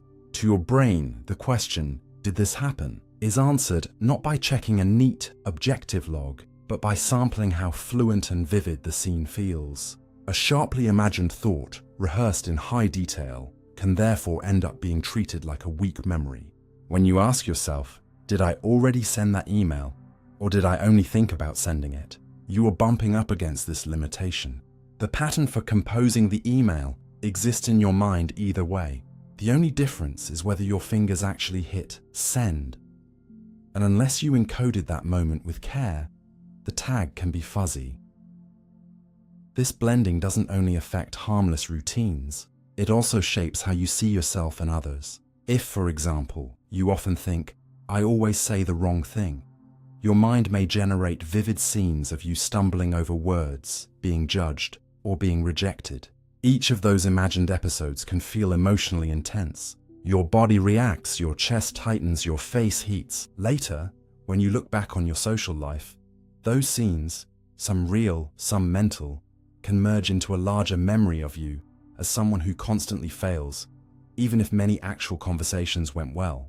The vivid thought, "They must have thought I was stupid," and the weak memory, "What did they actually say next?" sit side by side. And because the thought carries more detail and emotional weight, your brain may treat it as the more trustworthy piece of evidence. The same can happen with other people. If you spend time imagining how someone really feels about you, especially in a negative direction, that imagined coldness can later be recalled as if you saw it on their face or heard it in their tone. The danger isn't that you imagine, everyone does, but that you forget which parts of your inner record came from direct experience and which parts came from your own interpretations and fears. At the same time, this feature of your mind is not only a problem, it is tied to how you learn and change. When therapists ask people to rehearse new ways of responding, to picture themselves setting a boundary, staying calm, or choosing a different behavior, they are deliberately using vivid thought to create traces that can later be drawn on as memories of how I can be. When athletes or performers visualize their routines in rich detail, they are strengthening neural pathways such that, when the real moment comes, their bodies can recognize the pattern as something they have done before, even if some of it was only done in their head. In those cases, the blurring between vivid thought and weak memory works in your favor. Your brain's tendency to treat well-rehearsed images as something like experience helps your future self feel less shocked and more prepared. The key difference is that, in these constructive uses, you remain aware that you are practicing. You don't confuse the dry run with the original event. You also anchor your simulations to real action whenever possible, using imagination as a bridge rather than a replacement.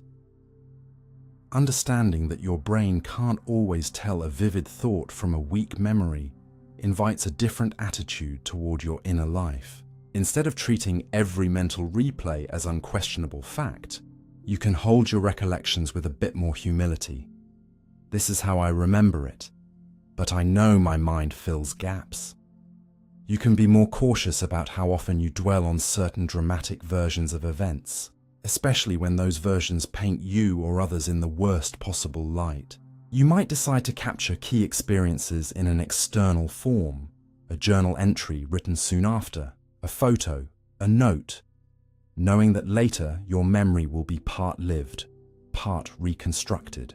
And when conflicts arise over what really happened, you can recognize that the other person's brain is subject to the same blending as yours. Disagreeing recollections do not necessarily mean one of you is consciously lying, but that each of your minds has woven reality together with expectation and imagination in slightly different proportions.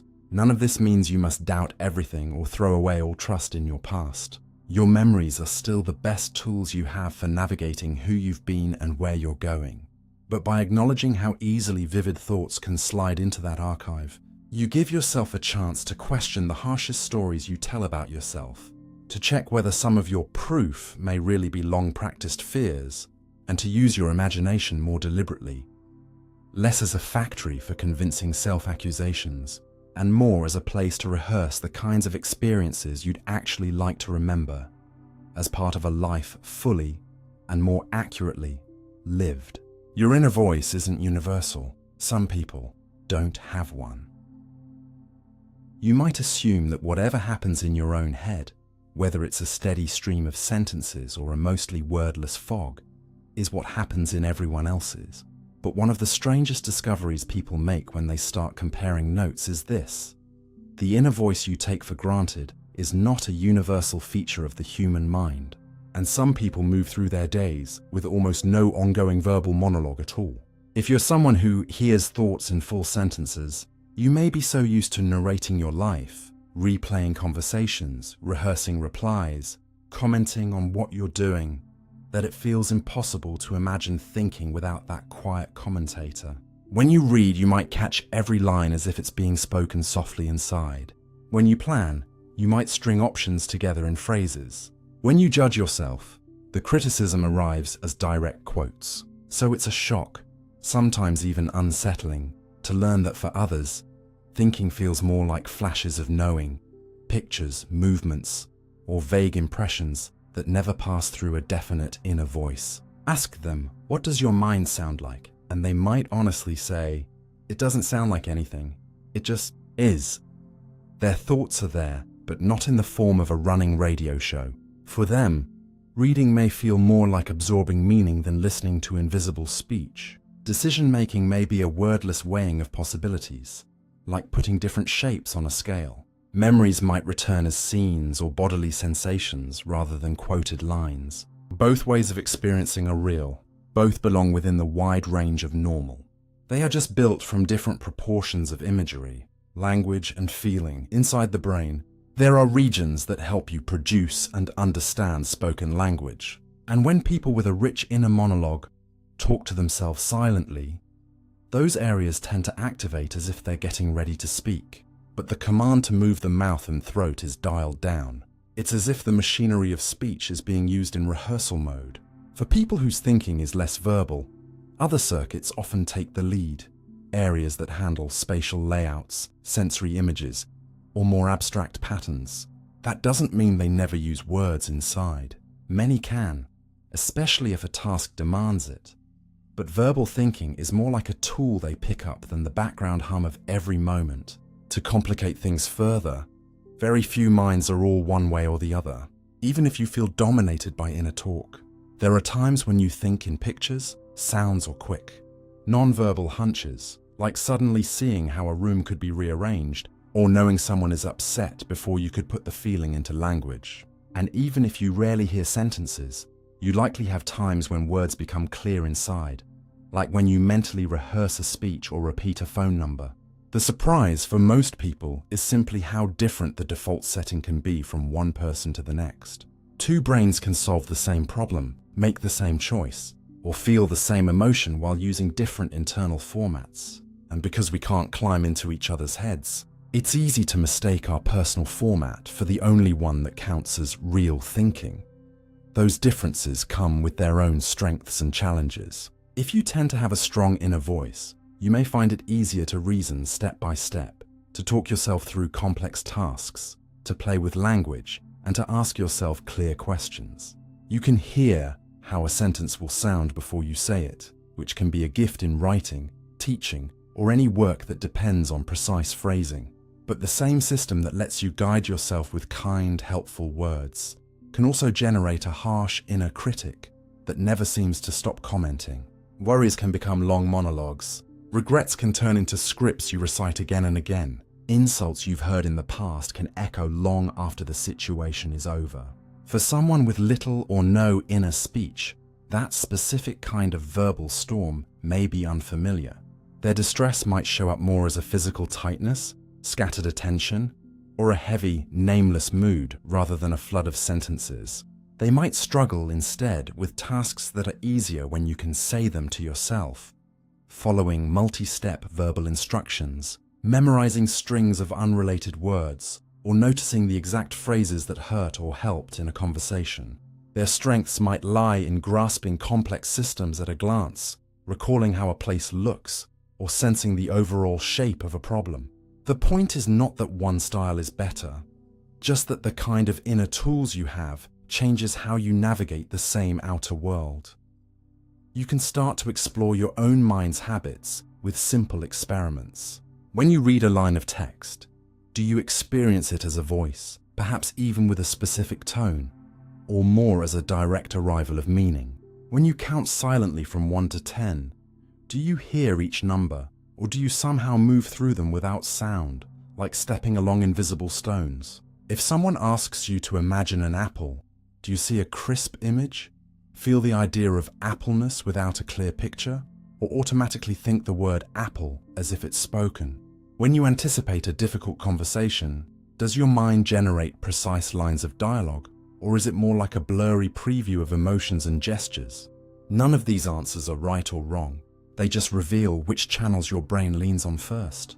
As you become more aware of this, you may also begin to notice how often you've assumed that other people's minds are copies of yours. Maybe you've been frustrated with someone who says, "I don't know how to put it into words," and thought they were being evasive, when in fact, they are genuinely reaching across a gap between feeling and language. Or maybe you've envied someone who seems calm and steady, unaware that inside they are wrestling with a rapid, invisible dialogue they can't easily turn off. These differences also matter when it comes to how you understand and work with your own inner life. Many forms of self-help and therapy talk about changing your inner voice, talking back to your critic, or reframing your thoughts. And for people with a clear internal narrator, those metaphors fit. They can picture a conversation between parts of themselves. They can literally hear new sentences replacing old ones. For someone whose thinking is mostly nonverbal, those instructions can feel alien.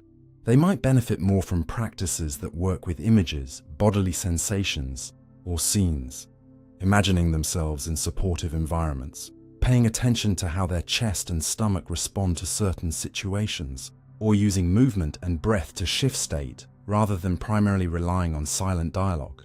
Recognizing that your own default may not match the advice you've been given can be a relief. If traditional approaches haven't resonated, it doesn't necessarily mean you failed. It may mean the approach was designed with a different kind of mind in mind. At the same time, it can be powerful to gently borrow from other styles. A very verbal thinker can experiment with spending a few minutes each day watching the breath or scanning sensations without narrating them, just to experience what happens when the words are allowed to soften. Someone whose thoughts are usually wordless can experiment with naming emotions or needs out loud or on paper, building a bridge between their inner landscape and language. In both cases, you are expanding the range of tools your brain can use, rather than trying to force it into a single way of being. Understanding that the inner voice isn't universal also changes how you think about identity and self.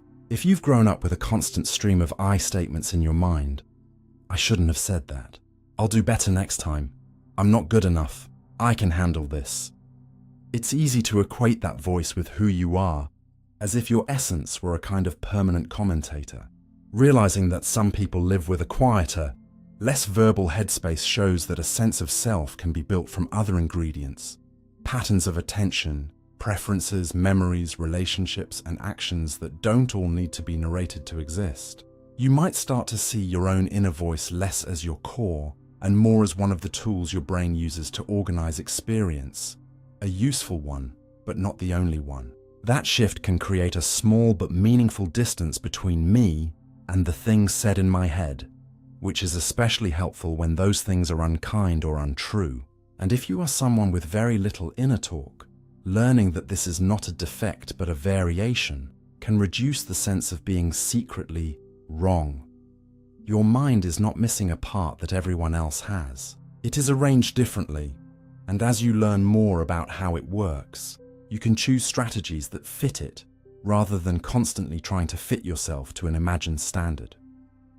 In the end, the fact that some people have a loud, clear inner narrator and others do not is a reminder of something bigger. Mental life is more diverse than any one person's experience can capture. You share a world and a language with other humans, but you do not share a single template for what thinking must feel like. Your brain rehearses conversations that never happen. You've probably won more arguments in the shower than you have in real life, trading perfect lines with people who aren't even there. And in those imaginary debates, your brain is doing something far more serious than wasting time. It's rehearsing social moves in a private simulation, so you can test what might happen without risking anything yet. Long before you walk into a room, send a message, or confront someone who hurt you, parts of your mind start quietly building scenes. What they'll say, how you'll respond, where the conversation could twist. And your body reacts as if you're already halfway inside that moment. Heart rate shifting, muscles tightening, voice almost ready. From the outside, this looks like daydreaming or overthinking, but from the inside, your social brain is doing what it was shaped to do, predicting how other minds might behave and running trial and error loops to find a path through. You live in a world where acceptance, status, and connection matter deeply, so conversation isn't just noise, it's a survival tool. Being able to anticipate the tone of a meeting, the reaction to your confession, or the possible backlash of honesty gives you an advantage. And your nervous system would rather over-prepare in private than be caught exposed in public. That's why the rehearsal starts almost automatically when something important is on the horizon.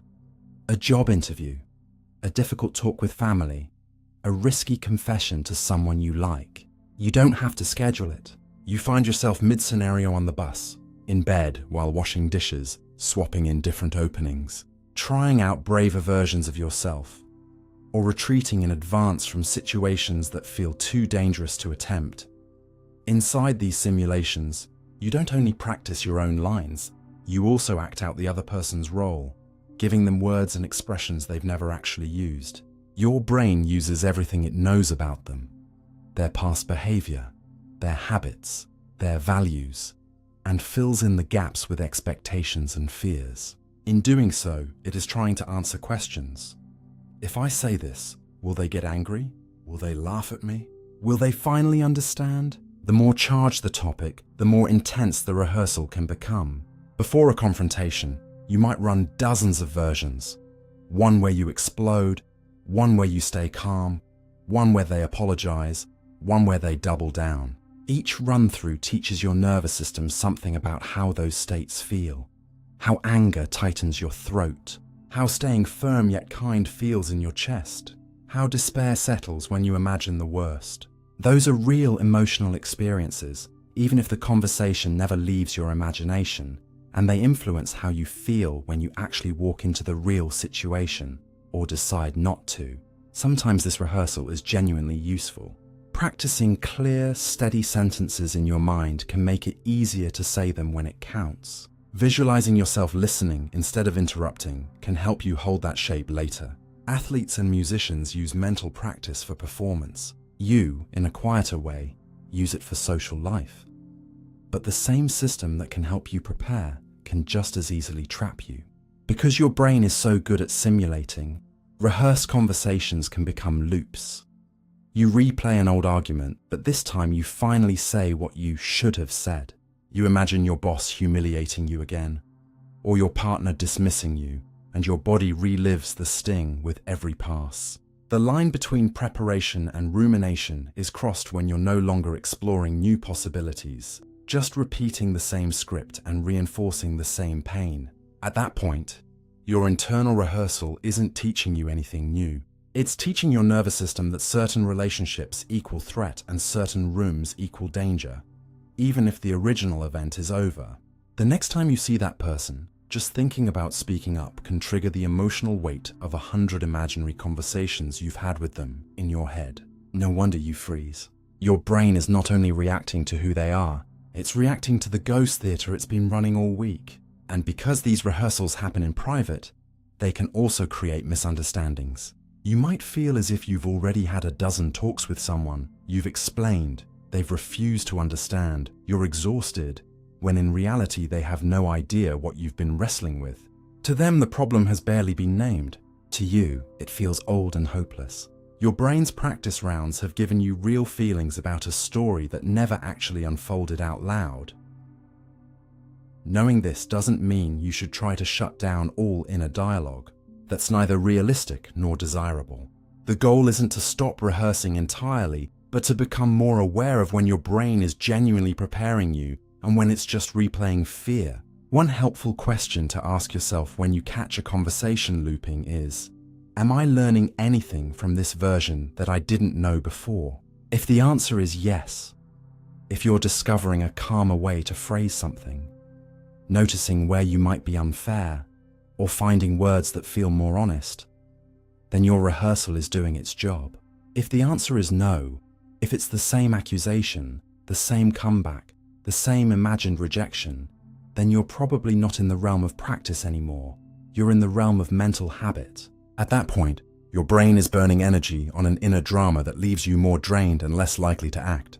Another question is, does this imagined conversation move me closer to the real one or farther away?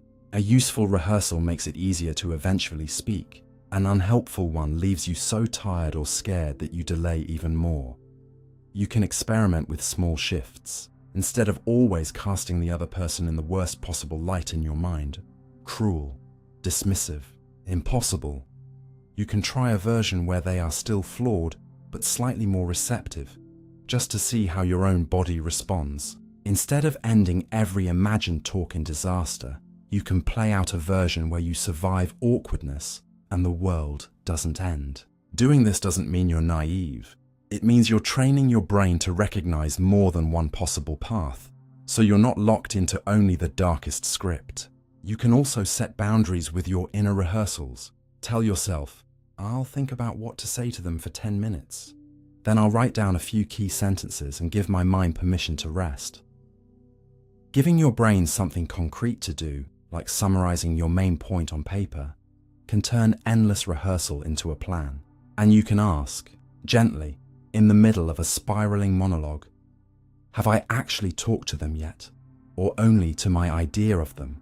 That simple check can remind you how much of your emotional landscape is being shaped by conversations that haven't happened and might go differently than your fear expects. In the end, the fact that your brain rehearses conversations that never happen is not a glitch. It's part of how a social, storytelling creature like you navigates a complex world of other minds. It lets you test bravery in private, try on honesty, and hear how your truth might sound before you risk it. But like any powerful tool, it needs awareness. When you remember that many of the hardest words you heard from others were ones you gave them in your own mental script, and that many of the best apologies or confessions you've practiced never left your imagination, you gain a little distance from the inner noise. In that space, you can choose, a bit more often, which rehearsals to keep, which to let go, and when to step out of the theatre in your head and into the imperfect, surprising reality of actual human speech. Your brain treats imagined threats like real ones. Long before anything actually goes wrong, your body can already be living as if disaster has begun, because your brain does not wait politely for proof of danger. It reacts just as fiercely to a convincing what if as it does to a real threat in front of your eyes. Imagine lying in bed at night, the room quiet, the door closed, nothing moving except your own breath, and yet your heart is pounding. Your chest feels tight, your stomach twists, and your thoughts are racing through scenes of losing your job, being rejected, getting bad news, or watching everything you care about fall apart. In that moment, nothing in the room is attacking you, but the alarm systems deep in your brain have been flipped on as if something were. Regions involved in detecting danger are tuned less to truth and more to possibility. They evolved in a world where missing one real threat could cost you your life, while responding to 10 false alarms only cost you some energy. So they lean heavily toward better safe than sorry. If an image, a memory, or a thought carries the flavor of danger, your nervous system begins to act as though danger is present. Your heart rate changes, your breathing shifts, muscles in your shoulders and jaw tighten, your digestion slows, and stress hormones like cortisol are released into your bloodstream, preparing you to fight, flee, or freeze. These are the same tools your body would use if a car suddenly swerved toward you or a stranger ran at you shouting. The difference is that in those physical emergencies, the energy has somewhere to go. You jump, you shout, you move. When the threat is imagined, you lie still while your body revs its engine in a closed garage, cycling through reactions with no external outlet. Over time, that mismatch between calm surroundings and internal crisis can leave you exhausted, confused and mistrustful of yourself, wondering why you feel so worn down for no reason, when in reality your brain has been fighting wars against invisible enemies all day. You see this most clearly in worry and anticipatory fear. Before a difficult conversation, an exam, a performance, a medical test, your mind starts collecting all the ways it could go wrong and playing them on repeat. You picture the worst version of the other person's face, the most humiliating outcome, the most painful phone call, and each vivid scenario acts like a small dose of reality to your survival system. It cannot easily distinguish happening from happening in detail in my imagination, so it mobilizes as if the blow has landed. Your body gets ready to protect you, but because nothing actually happens, there is nothing to resolve. The tension just hangs. The more sensitive your system is, the more it may do this even with tiny triggers. A message marked, "Can we talk?" A small mistake at work, an unanswered call. A simple piece of uncertainty can balloon into a cascade of imagined disasters, and each one leaves a real chemical footprint. This is why you can finish a day in which nothing utterly terrible occurred, and still feel as if you've been through something huge. Your brain has spent hours treating imagined threats like real ones, and your body has quietly carried the load. The same mechanism is at work in post-traumatic stress. where people who have lived through real danger later re-experience fragments of it in their minds. A sound, a smell, a phrase can trigger a flashback, and for those moments the body reacts as if the original danger has returned. The pounding heart, the sweating, the urge to hide or lash out are not symbolic. They are full-scale emergency responses to a memory that the brain is treating as if it were happening again. This isn't a choice or a weakness. It's what happens when a system built to prioritize survival is left with scars. At a slower pace, imagined threats shape your health in quieter ways. When your brain repeatedly acts as if you're under constant social, financial, or emotional attack, even if the attacks never materialize, your stress response spends less and less time resting. Digestion becomes less efficient because the body keeps diverting resources away from maintenance toward readiness. Sleep becomes fractured as your system stays half alert, listening for problems in the middle of the night. Your immune system can become more reactive or, ironically, less effective over time because the signals that were meant for short bursts in genuine emergencies are being dripped into your system day after day. From the inside, this may feel like a vague but persistent unease, a sense that something bad is always about to happen, that you can never fully exhale. You might start avoiding situations not because they have hurt you, but because your imagined versions of them are so suffocating. A party you never went to, a trip you never took, a conversation you never started can still leave you drained, simply because your brain walked you through every possible disaster until your body begged you to stay home. In a way, you can end up living a smaller life not only because of what the world has done to you, but because your nervous system has treated a whole library of imagined blows as if they were real punches. Yet this same sensitivity is also part of what makes you capable of caring, planning, and protecting. The ability to simulate danger in your mind and feel it in your body is what lets you understand how others might be hurt by certain actions. What motivates you to prepare for storms before they hit? What helps you read subtle signs and take precautions that keep you and those you love safer? The problem isn't that your brain treats imagined threats like real ones. The problem is that no one ever taught you how to notice when that machinery has switched on in the absence of real danger, or how to help it stand down. The first step is simple awareness, catching the moments when your body is reacting as if you're under attack and asking, what exactly is happening right now? Is this threat in the room or in my thoughts? That question doesn't magically turn the alarm off, but it creates a small space between the siren and your sense of self. You can then experiment with small interventions that send different signals back to your survival system. Lengthening your exhale so your body knows it is not running, relaxing muscles you didn't know you were tensing, bringing your attention to concrete details around you, the feel of the chair, the colors in the room, so your senses can report, we are here, not there. Over time, you can also train your imagination to do something other than injure you. Instead of letting it default to only worst-case scenes, you can deliberately run through how you might cope, how you might be supported, how you might respond if things go right, or just good enough. Your brain will still treat those imagined paths as partly real, laying down different emotional tracks that your future self can walk on. Understanding that your brain treats imagined threats like real ones doesn't mean blaming yourself for anxiety or trying to bully your way into calmness. If anything, it invites more compassion. Of course you're tired if you spend your days fighting invisible fires. Of course you feel worn down if your body has learned to pour out emergency chemistry every time a what-if flares up. Instead of calling yourself weak for reacting, you can recognize that a very old, very loyal part of you is trying, clumsily, to keep you safe. That part deserves guidance, not contempt. You may not be able to stop your mind from conjuring dangers, especially in a world where real ones exist, but you can slowly teach it that not every image needs a full-body response, that not every uncertainty deserves a siren. And as you do, you might find that some of the space once filled with constant inner emergencies becomes available for something else.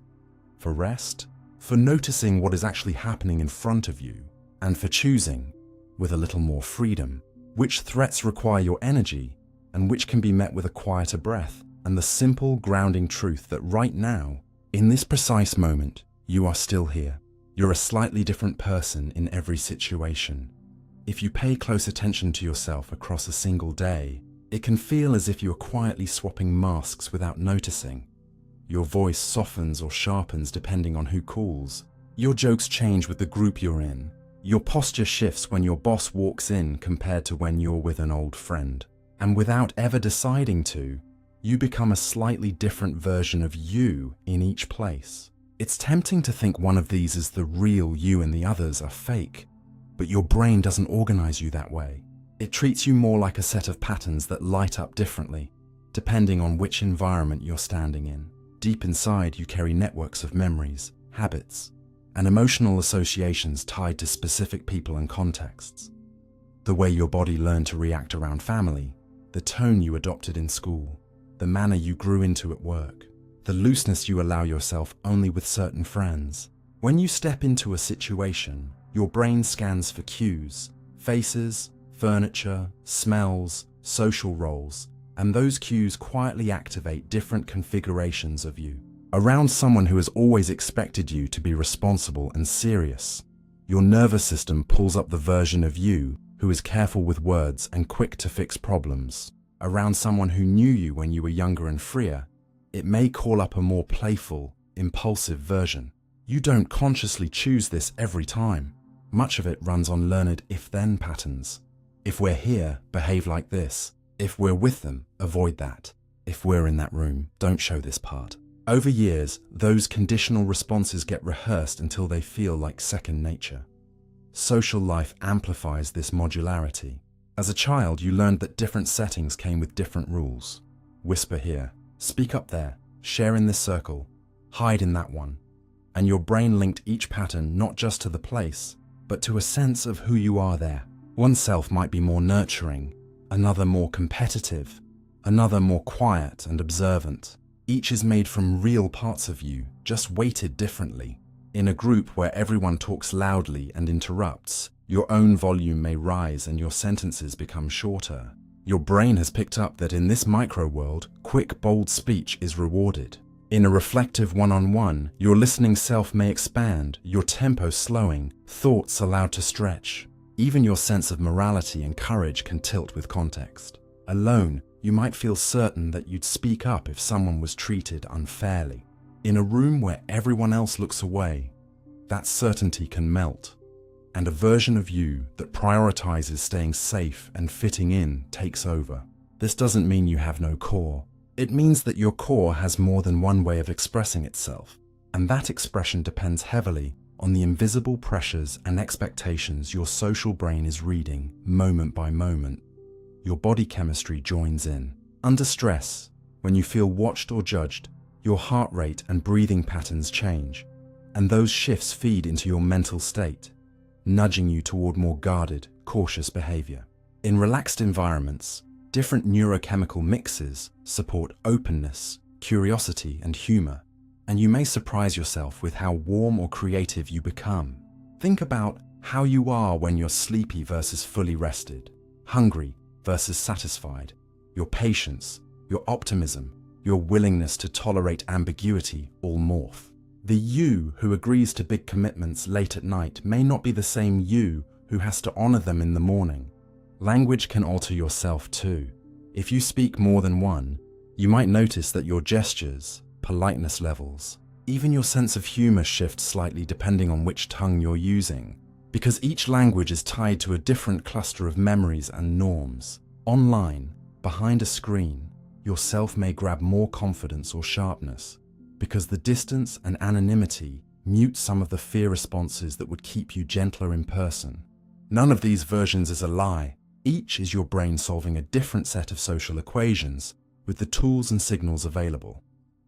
Recognizing that you're slightly different in every situation can be unsettling at first, because many of us cling to the idea of a single, solid identity that doesn't bend. But if you look closely, the flexibility is what lets you belong in more than one world without breaking. A rigid self that never adapts would struggle to maintain relationships, learn from experience, or survive in varied cultures. At the same time, This adaptability has a cost if you never notice it. You can drift into roles that no longer fit you, acting out old versions of yourself long after the conditions that created them have passed. You might find that with certain people you still shrink back into the anxious teenager or the placating child, even though in other areas of life you've become confident and steady. You might realize you're always the funny one in one group and the serious one in another, not because that's all you are, but because the group expects and reinforces that slice of you. Over time, if you mistake any single role for your entire self, you can feel trapped and confused. Why am I so different here than there? Why can't I bring the braver version of me into this room? This is where self-observation becomes powerful. Instead of asking, which version is the real me, you can start asking, what changes in me from space to space, and what seems to stay? Maybe your curiosity shows up everywhere, even if it's quieter in some places. Maybe your kindness is constant, though the way you show it shifts. Maybe your sense of humor is broad, but you only reveal it in pockets where you feel safe. By tuning into these patterns, you begin to see that your identity isn't a single statue, but more like a living tree. The same roots nourishing many branches, each reaching toward different light. You can also begin to question some of the scripts your brain has been following automatically. Do I really have to be the problem solver every time my family gathers? Or is that just an old assignment I've never renegotiated? Do I truly have to be small in this group to keep the peace? Or am I allowed to let more of myself appear? You may not be able to change everything at once, and sometimes safety still requires caution. But even small shifts, speaking one extra truth, letting one extra quirk through, teach your brain that new combinations of you are possible in old places. Understanding that you are a slightly different person in every situation doesn't mean you're fake. It means you are complex, responsive, and capable of more variety than any single label allows. The challenge is not to freeze yourself into one rigid identity, but to choose, more consciously, which parts of you bring forward where, and to notice when an old version of you is running the show long after its job is done. When you leave a conversation or a room, you can ask yourself gently, who was I just now? Did that version feel close to who I want to be, or was I just acting out a role? Over time, those questions help your many selves become less accidental and more aligned. You're still going to bend with context. That's part of being human. But as you become more aware of how your brain assembles you differently from one moment to the next, you gain a quiet freedom.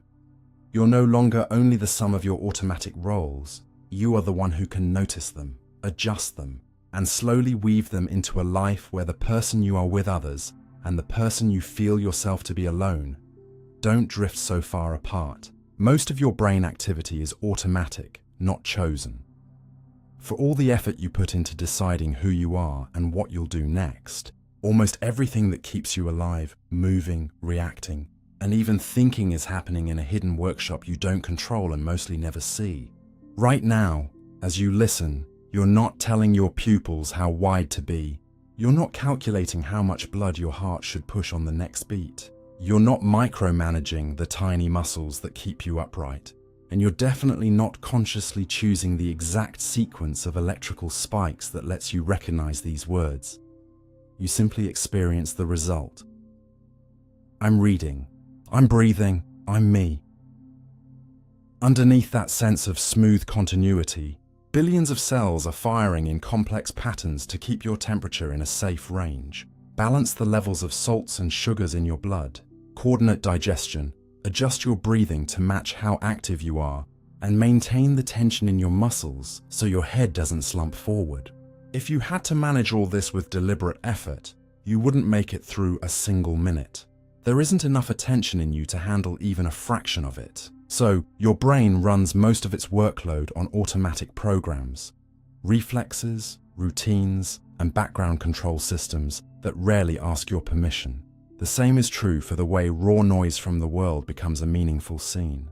When you walk into a cafe, for example, you aren't consciously deciding which sounds to combine into words and which to treat as clatter, which blobs of light to group as chairs, cups, and faces, or how to separate the smell of coffee from the faint trace of someone's perfume. Your sensory systems do that sorting and labeling beneath awareness, using built-in rules and past learning, and only deliver to you a finished sense of cozy place, busy but safe, like a movie that starts already edited. You can influence the cut a little by choosing where to look or who to listen to. But the bulk of the work is finished before you even know it began. You can catch glimpses of this automatic layer when you try to explain how you just did something complex. Think about reading a sentence aloud. Your eyes dart in tiny jumps. Your brain turns printed shapes into sounds. Your mouth and tongue coordinate incredibly fast movements to produce syllables. Your hearing system checks that what you said matches what you meant. And all of this happens so smoothly that if someone asks, "How did you do that?" you're almost stuck for an answer. The truth is, you didn't do it in the sense of consciously steering every step. You initiated the intention. I'll read this now. And then a whole army of automatic routines took over, honed by years of practice. The same thing happens when you reach to catch a falling object. Your hand shoots out before you can put a sentence to what's happening. And only afterward do you tell a story about how I caught it. Your conscious mind is more like a commentator arriving a beat late than a commander issuing every order. Even emotions have a large automatic component. A face, a tone of voice, a certain phrase, a familiar street corner. These can all trigger tightness in your chest or a wave of warmth before you've had time to think, because your brain has built fast pathways that link certain cues to certain states based on past experience. You don't sit there and decide, "Now I'll feel anxious when the phone rings," or "Now I'll relax because I smell this soap." Those reactions bubble up from patterns your nervous system has learned in the background. Later, your thinking mind often rushes in to justify them. "I'm nervous because this is important. I'm calm because I like this place."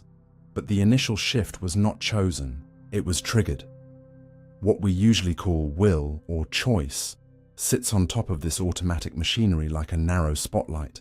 At any moment, you can point that spotlight at a few things: the feel of your breath, the content of a message, the plan for tonight, the sense of being hurt by a remark. You can hold some impulses back for a while or push others forward. But even these acts of control are built on underlying processes you didn't design. When you resist snapping at someone, for instance, you're engaging systems that track long-term goals, weigh consequences, and inhibit actions, all of which were shaped by genetics, early environments, and years of learning. You can decide which goals to emphasize and practice skills that make restraint easier. But the raw circuits that let you pause at all came online without your supervision. This doesn't mean you're a passenger with no say. It means your influence works most powerfully by training the automatic layer over time, rather than by wrestling it moment by moment. If you repeat a pattern often enough, pausing before reacting, taking a breath before replying, shifting your attention when a familiar spiral begins, your brain starts folding that into its default settings. What begins as a conscious effort can gradually become one more automatic routine, freeing your attention for other things.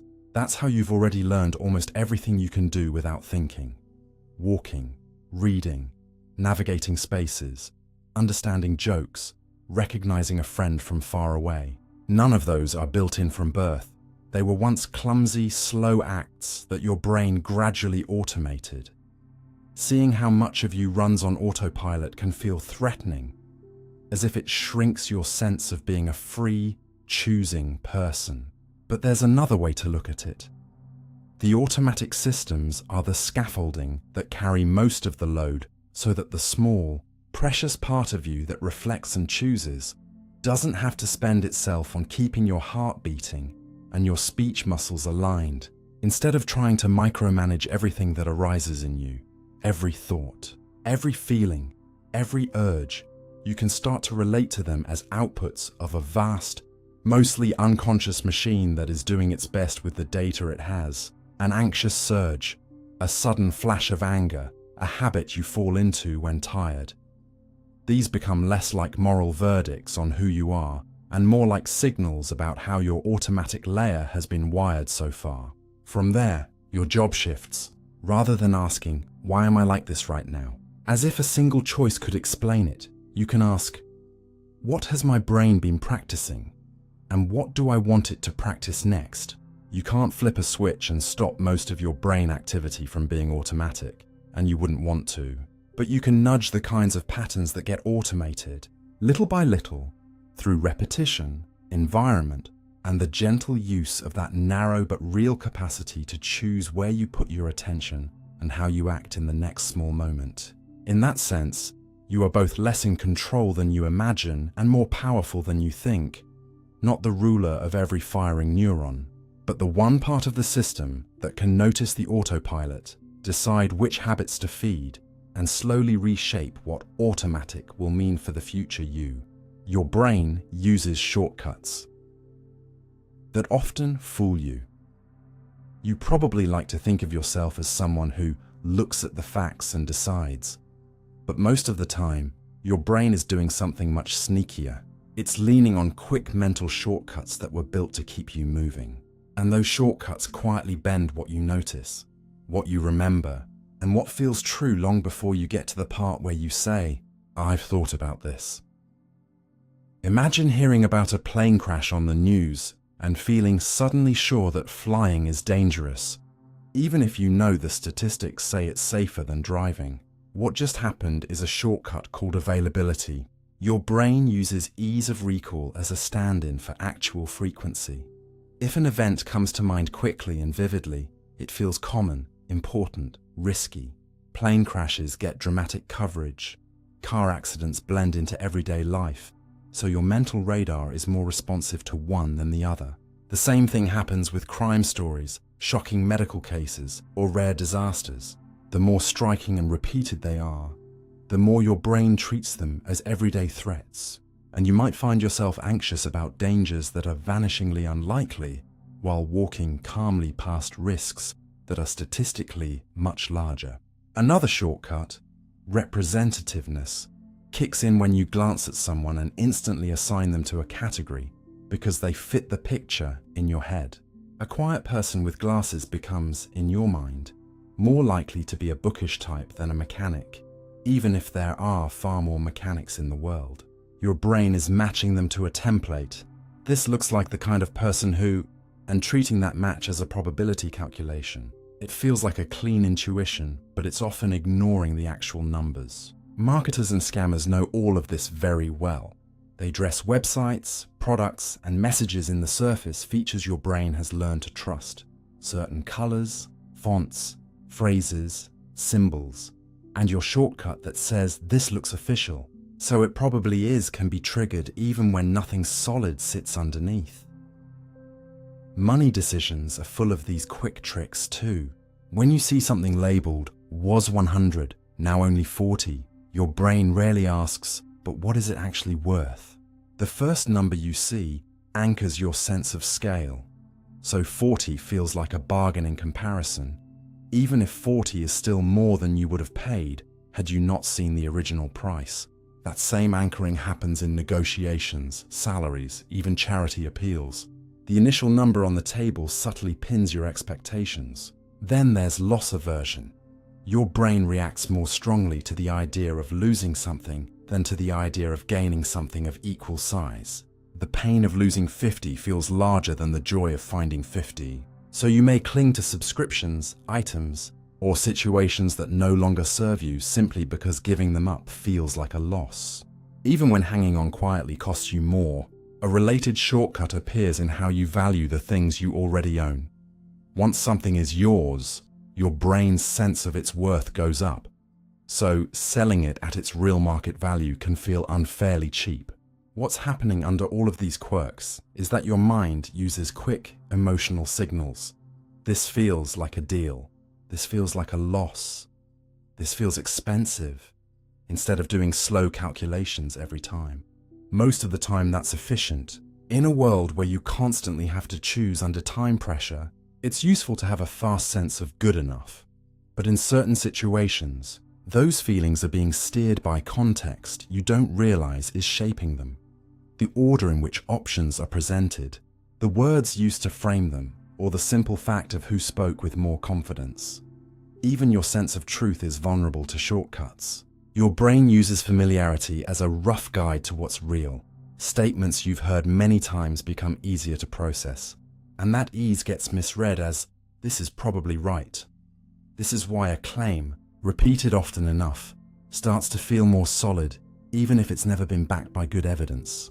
The processing becomes smooth, so your mind tags it as trustworthy, and you might catch yourself saying, "I've heard that," as if repetition on its own were proof. Another shortcut, the halo effect, makes your overall impression of someone bleed into how you rate their unrelated traits. If a person is attractive, charming, or good at one thing you admire, your brain is more likely to assume they're also kinder, smarter, or more honest than average, even without clear evidence.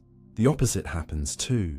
A single negative feature can cast a shadow over everything else, making it hard to see strengths in someone you've already put in the difficult box. In all of these cases, the shortcut is doing something reasonable from the brain's point of view.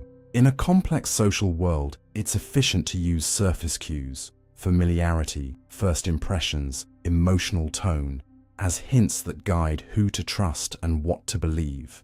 But because the shortcut feels like pure conviction from the inside, you rarely notice which ladder your certainty climbed up on. None of this means you are doomed to be fooled all the time, or that your reasoning is worthless. It means that your brain's priority is speed and survival first, precision second. The shortcuts keep you from being paralyzed in grocery aisles and conversations, and most of the time they work well enough. The trouble comes when you treat the output of a shortcut as sacred truth rather than a first draft. The moment you realize that a strong feeling of course that's right, obviously this is safer, or they just seem trustworthy, might be a quick guess rather than a carefully weighed verdict. You gain a tiny bit of freedom. You can pause and ask, what is this certainty actually based on? Am I reacting to how often I've heard this? To the first number I saw? To how much this person reminds me of someone else?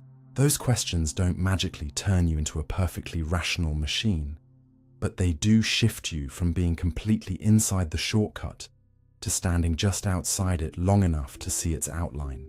Over time, you can learn where you're most prone to being tricked, maybe by fearful headlines, by confident speakers, by limited time offers, by your first impression of people, and build small counters, checking actual numbers, seeking out one piece of disconfirming evidence, delaying a big decision until the emotional glow of deal or disaster has dimmed. You'll never get rid of the shortcuts. They're wired into how a finite brain handles an infinite world.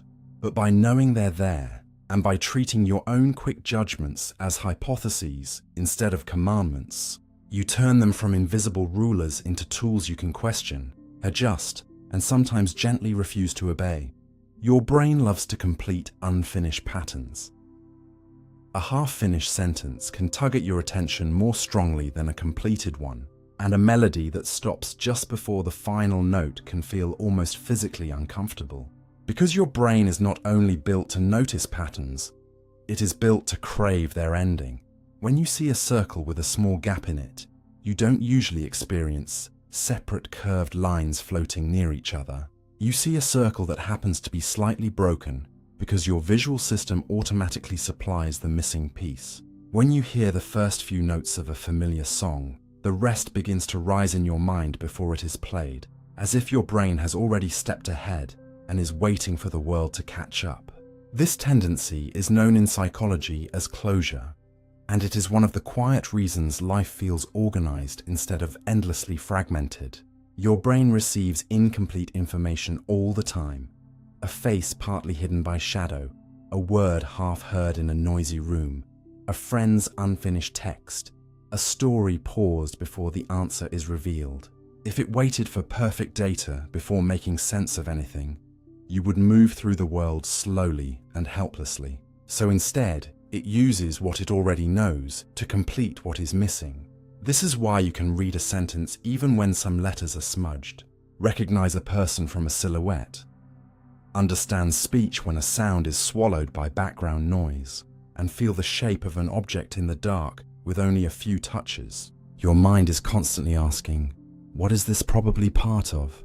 And then building the rest from experience. Most of the time this is useful. It makes perception fast, language possible, and memory efficient. But the same system also explains why unfinished things can haunt you. An unresolved argument, an unanswered message, a task you started but didn't complete, a question with no clear answer. These don't sit quietly in the background like finished events.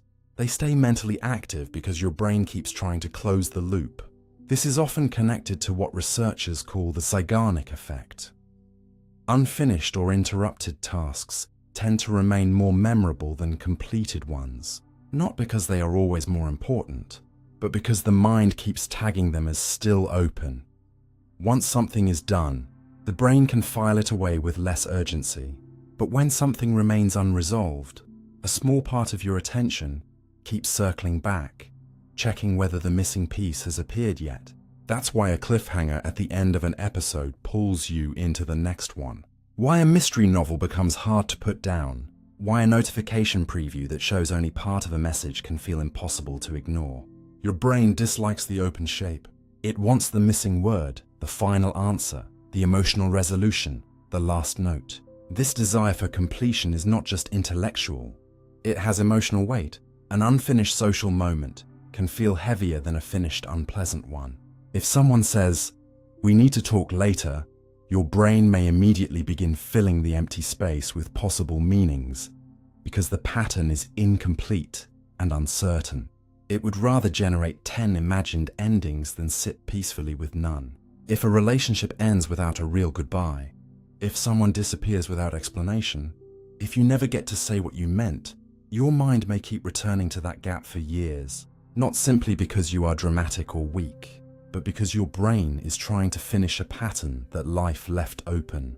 The ache of not knowing is partly the ache of an unfinished structure inside your nervous system.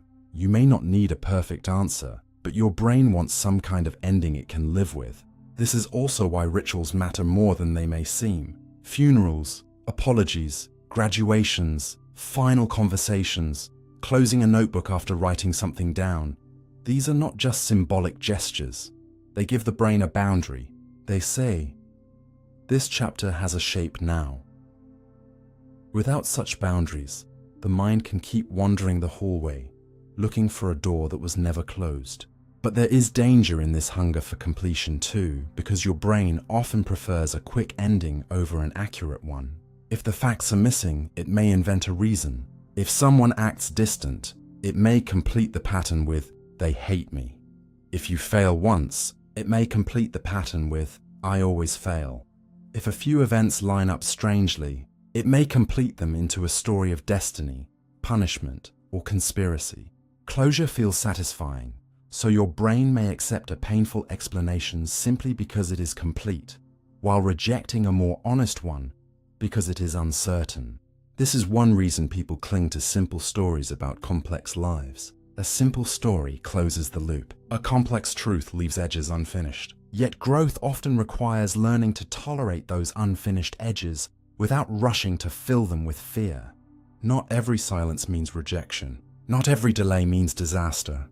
Not every open question needs to be solved tonight. Sometimes the wisest thing you can do is notice the brain's urge to complete the pattern and gently say, "I see what you're trying to do, but we don't have enough information yet." That pause can protect you from turning uncertainty into suffering. At the same time, you can use this tendency in helpful ways. If you want to remember something, begin it and leave a clear thread to return to.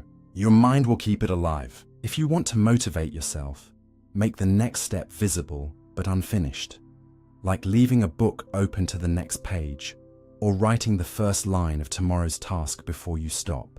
If you want to calm a looping thought, give it a temporary container. Write down the question, name what remains unresolved, and decide when you will return to it.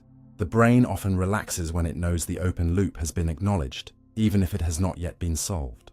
In the end, your brain's love of completing unfinished patterns is both a gift and a trap. It lets you recognize broken shapes, understand imperfect signals, follow stories, learn language, and find meaning from fragments. but it can also make you chase answers where none exist, finish other people's sentences in your mind, and mistake the relief of closure for the truth. The invitation is not to stop seeking completion, because that desire is woven into how you perceive the world, but to become more careful about what kind of endings you allow your mind to create. Some patterns deserve to be completed, some need more evidence, and some must remain open long enough for a deeper, truer shape to emerge. Your brain rewards you for being right, not for being true. There is a small, secret pleasure in being proven right, a little inner spark that can feel warmer than learning the truth itself, and that is where your brain's search for reality can quietly become a search for victory. You might imagine that your mind is built like a calm judge, weighing evidence, changing its view when better information appears, and caring most about what is accurate. But much of the time, your brain behaves more like a lawyer defending a client it already likes. Your current belief, your first impression, your side of the argument, your sense of being the person who understands. When something confirms what you already thought, the brain often treats it as rewarding.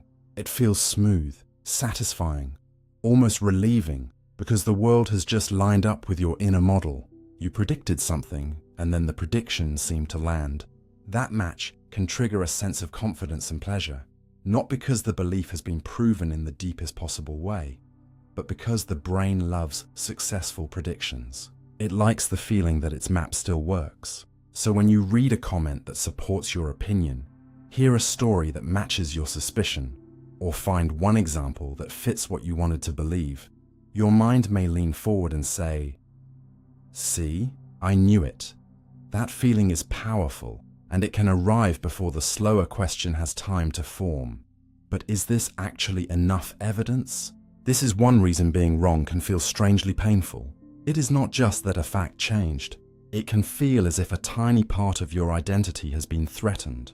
If you believed you were a good judge of people, and someone you trusted turns out to be dishonest, the discomfort is not only about them, it is about your self-image as someone who sees clearly. If you argued strongly for an idea, and later evidence weakens it, your brain may resist the evidence not because you are foolish, but because updating your belief would require admitting that your previous certainty was too strong. That admission costs social pride, emotional comfort, and sometimes belonging. It can feel like losing a place on a small inner stage where you had been standing confidently, speaking with assurance, being recognized by yourself as the one who knew. Even when no one else is watching, being wrong can feel socially exposed, because your brain has learned to treat belief not only as information, but as part of reputation. You are not just asking, "What is true?" You are also, often without noticing, asking, "What does this say about me if I was mistaken?" In groups, the effect grows even stronger. If a belief is tied to your community, your political tribe, your profession, your family, or your personal story, then changing your mind can feel less like correcting a sentence and more like stepping away from the people who made you feel safe. So the brain often protects the belief by becoming selective. It searches for supportive details, questions opposing details more aggressively, remembers examples that fit, and treats contradictions as exceptions. This is called confirmation bias, but the name can sound too simple for how intimate it feels. From the inside, it doesn't feel like bias.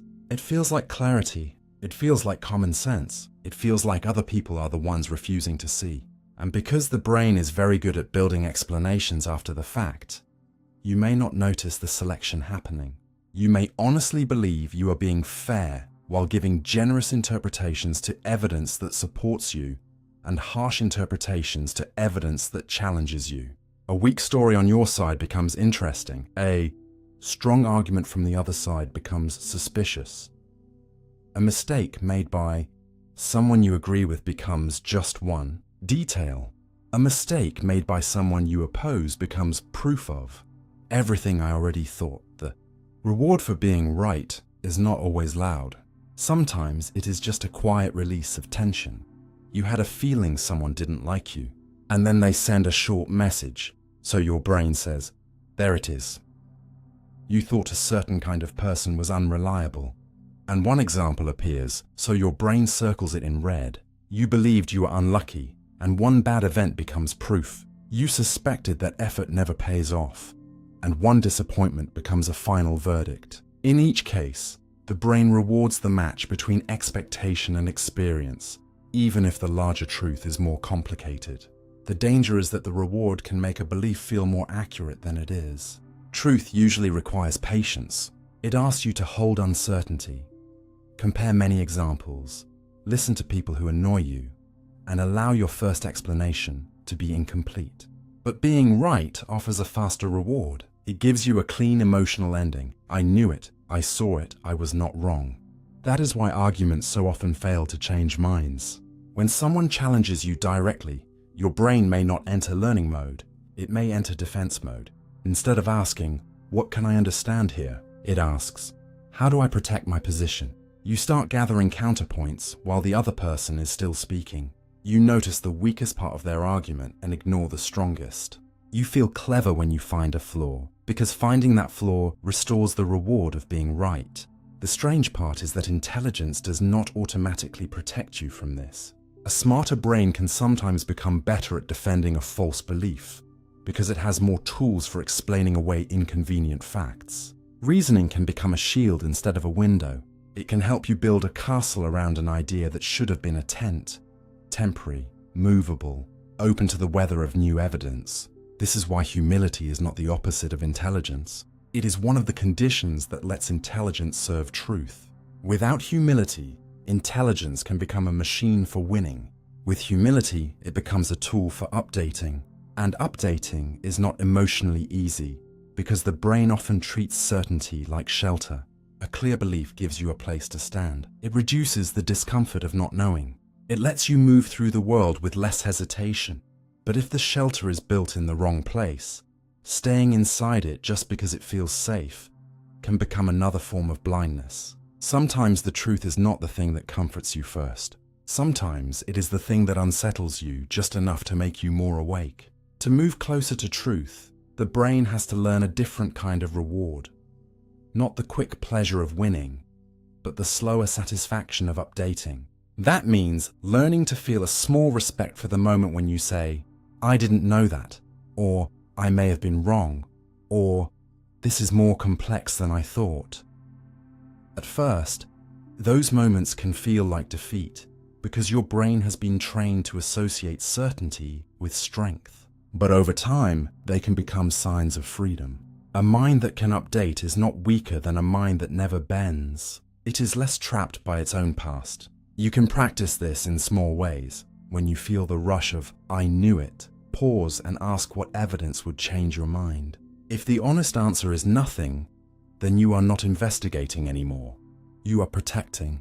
When you encounter information that supports your view, don't only enjoy it, ask whether it is strong, whether it is representative, whether an opposite example also exists. When someone disagrees with you, try to find the best version of their point before attacking the weakest one. This does not mean becoming uncertain about everything or pretending all opinions are equal. Some things are well supported, some claims are false, and some positions deserve firm rejection. But there is a difference between confidence earned through careful attention and confidence produced by the emotional pleasure of confirmation. The first can stand in the light, the second needs constant defense. You can feel the difference if you listen closely. Earned confidence is calmer. It can explain itself without panic. It can tolerate questions. It does not need every conversation to become a battlefield. Defensive confidence is louder inside. It tightens when challenged. It turns disagreement into insult. It treats curiosity as betrayal. And once you begin to recognize that tightness, you can use it as a signal, not as proof that you are right, but as an invitation to slow down. Maybe the belief is true. Maybe it is partly true. Maybe it once helped you and now limits you. The point is not to abandon every conviction, but to stop confusing the warm glow of confirmation with the clear light of truth. In the end, your brain rewards you for being right, because being right once helped your inner model survive. It gave you speed, direction, and social standing. A mind that could quickly say, "This is safe," "That is dangerous," "These are my people. That person cannot be trusted," had practical advantages in a world where hesitation could cost something. But modern life asks more of you than quick certainty. It asks you to sort through information designed to flatter your biases, headlines designed to trigger your fear, communities designed to reward agreement, and algorithms designed to keep showing you the world you already seem to prefer. In that environment, the ability to feel rewarded by correction becomes almost a kind of wisdom. Truth is bigger than the feeling of correctness. Truth often arrives quietly, inconveniently, without flattering you. It may ask you to loosen a belief that once comforted you, to admit that someone you dismissed had a point, or to see that your favorite explanation was only a partial map. And if you can learn to value that moment, not because it makes you look good, not because it helps you win, but because it makes you more honest, then you begin to train your brain toward a deeper reward. The calm strength of not needing to win every inner argument in order to keep learning. The relief of being allowed to change, and the quiet dignity of caring more about what is real than about always being the person who was right first.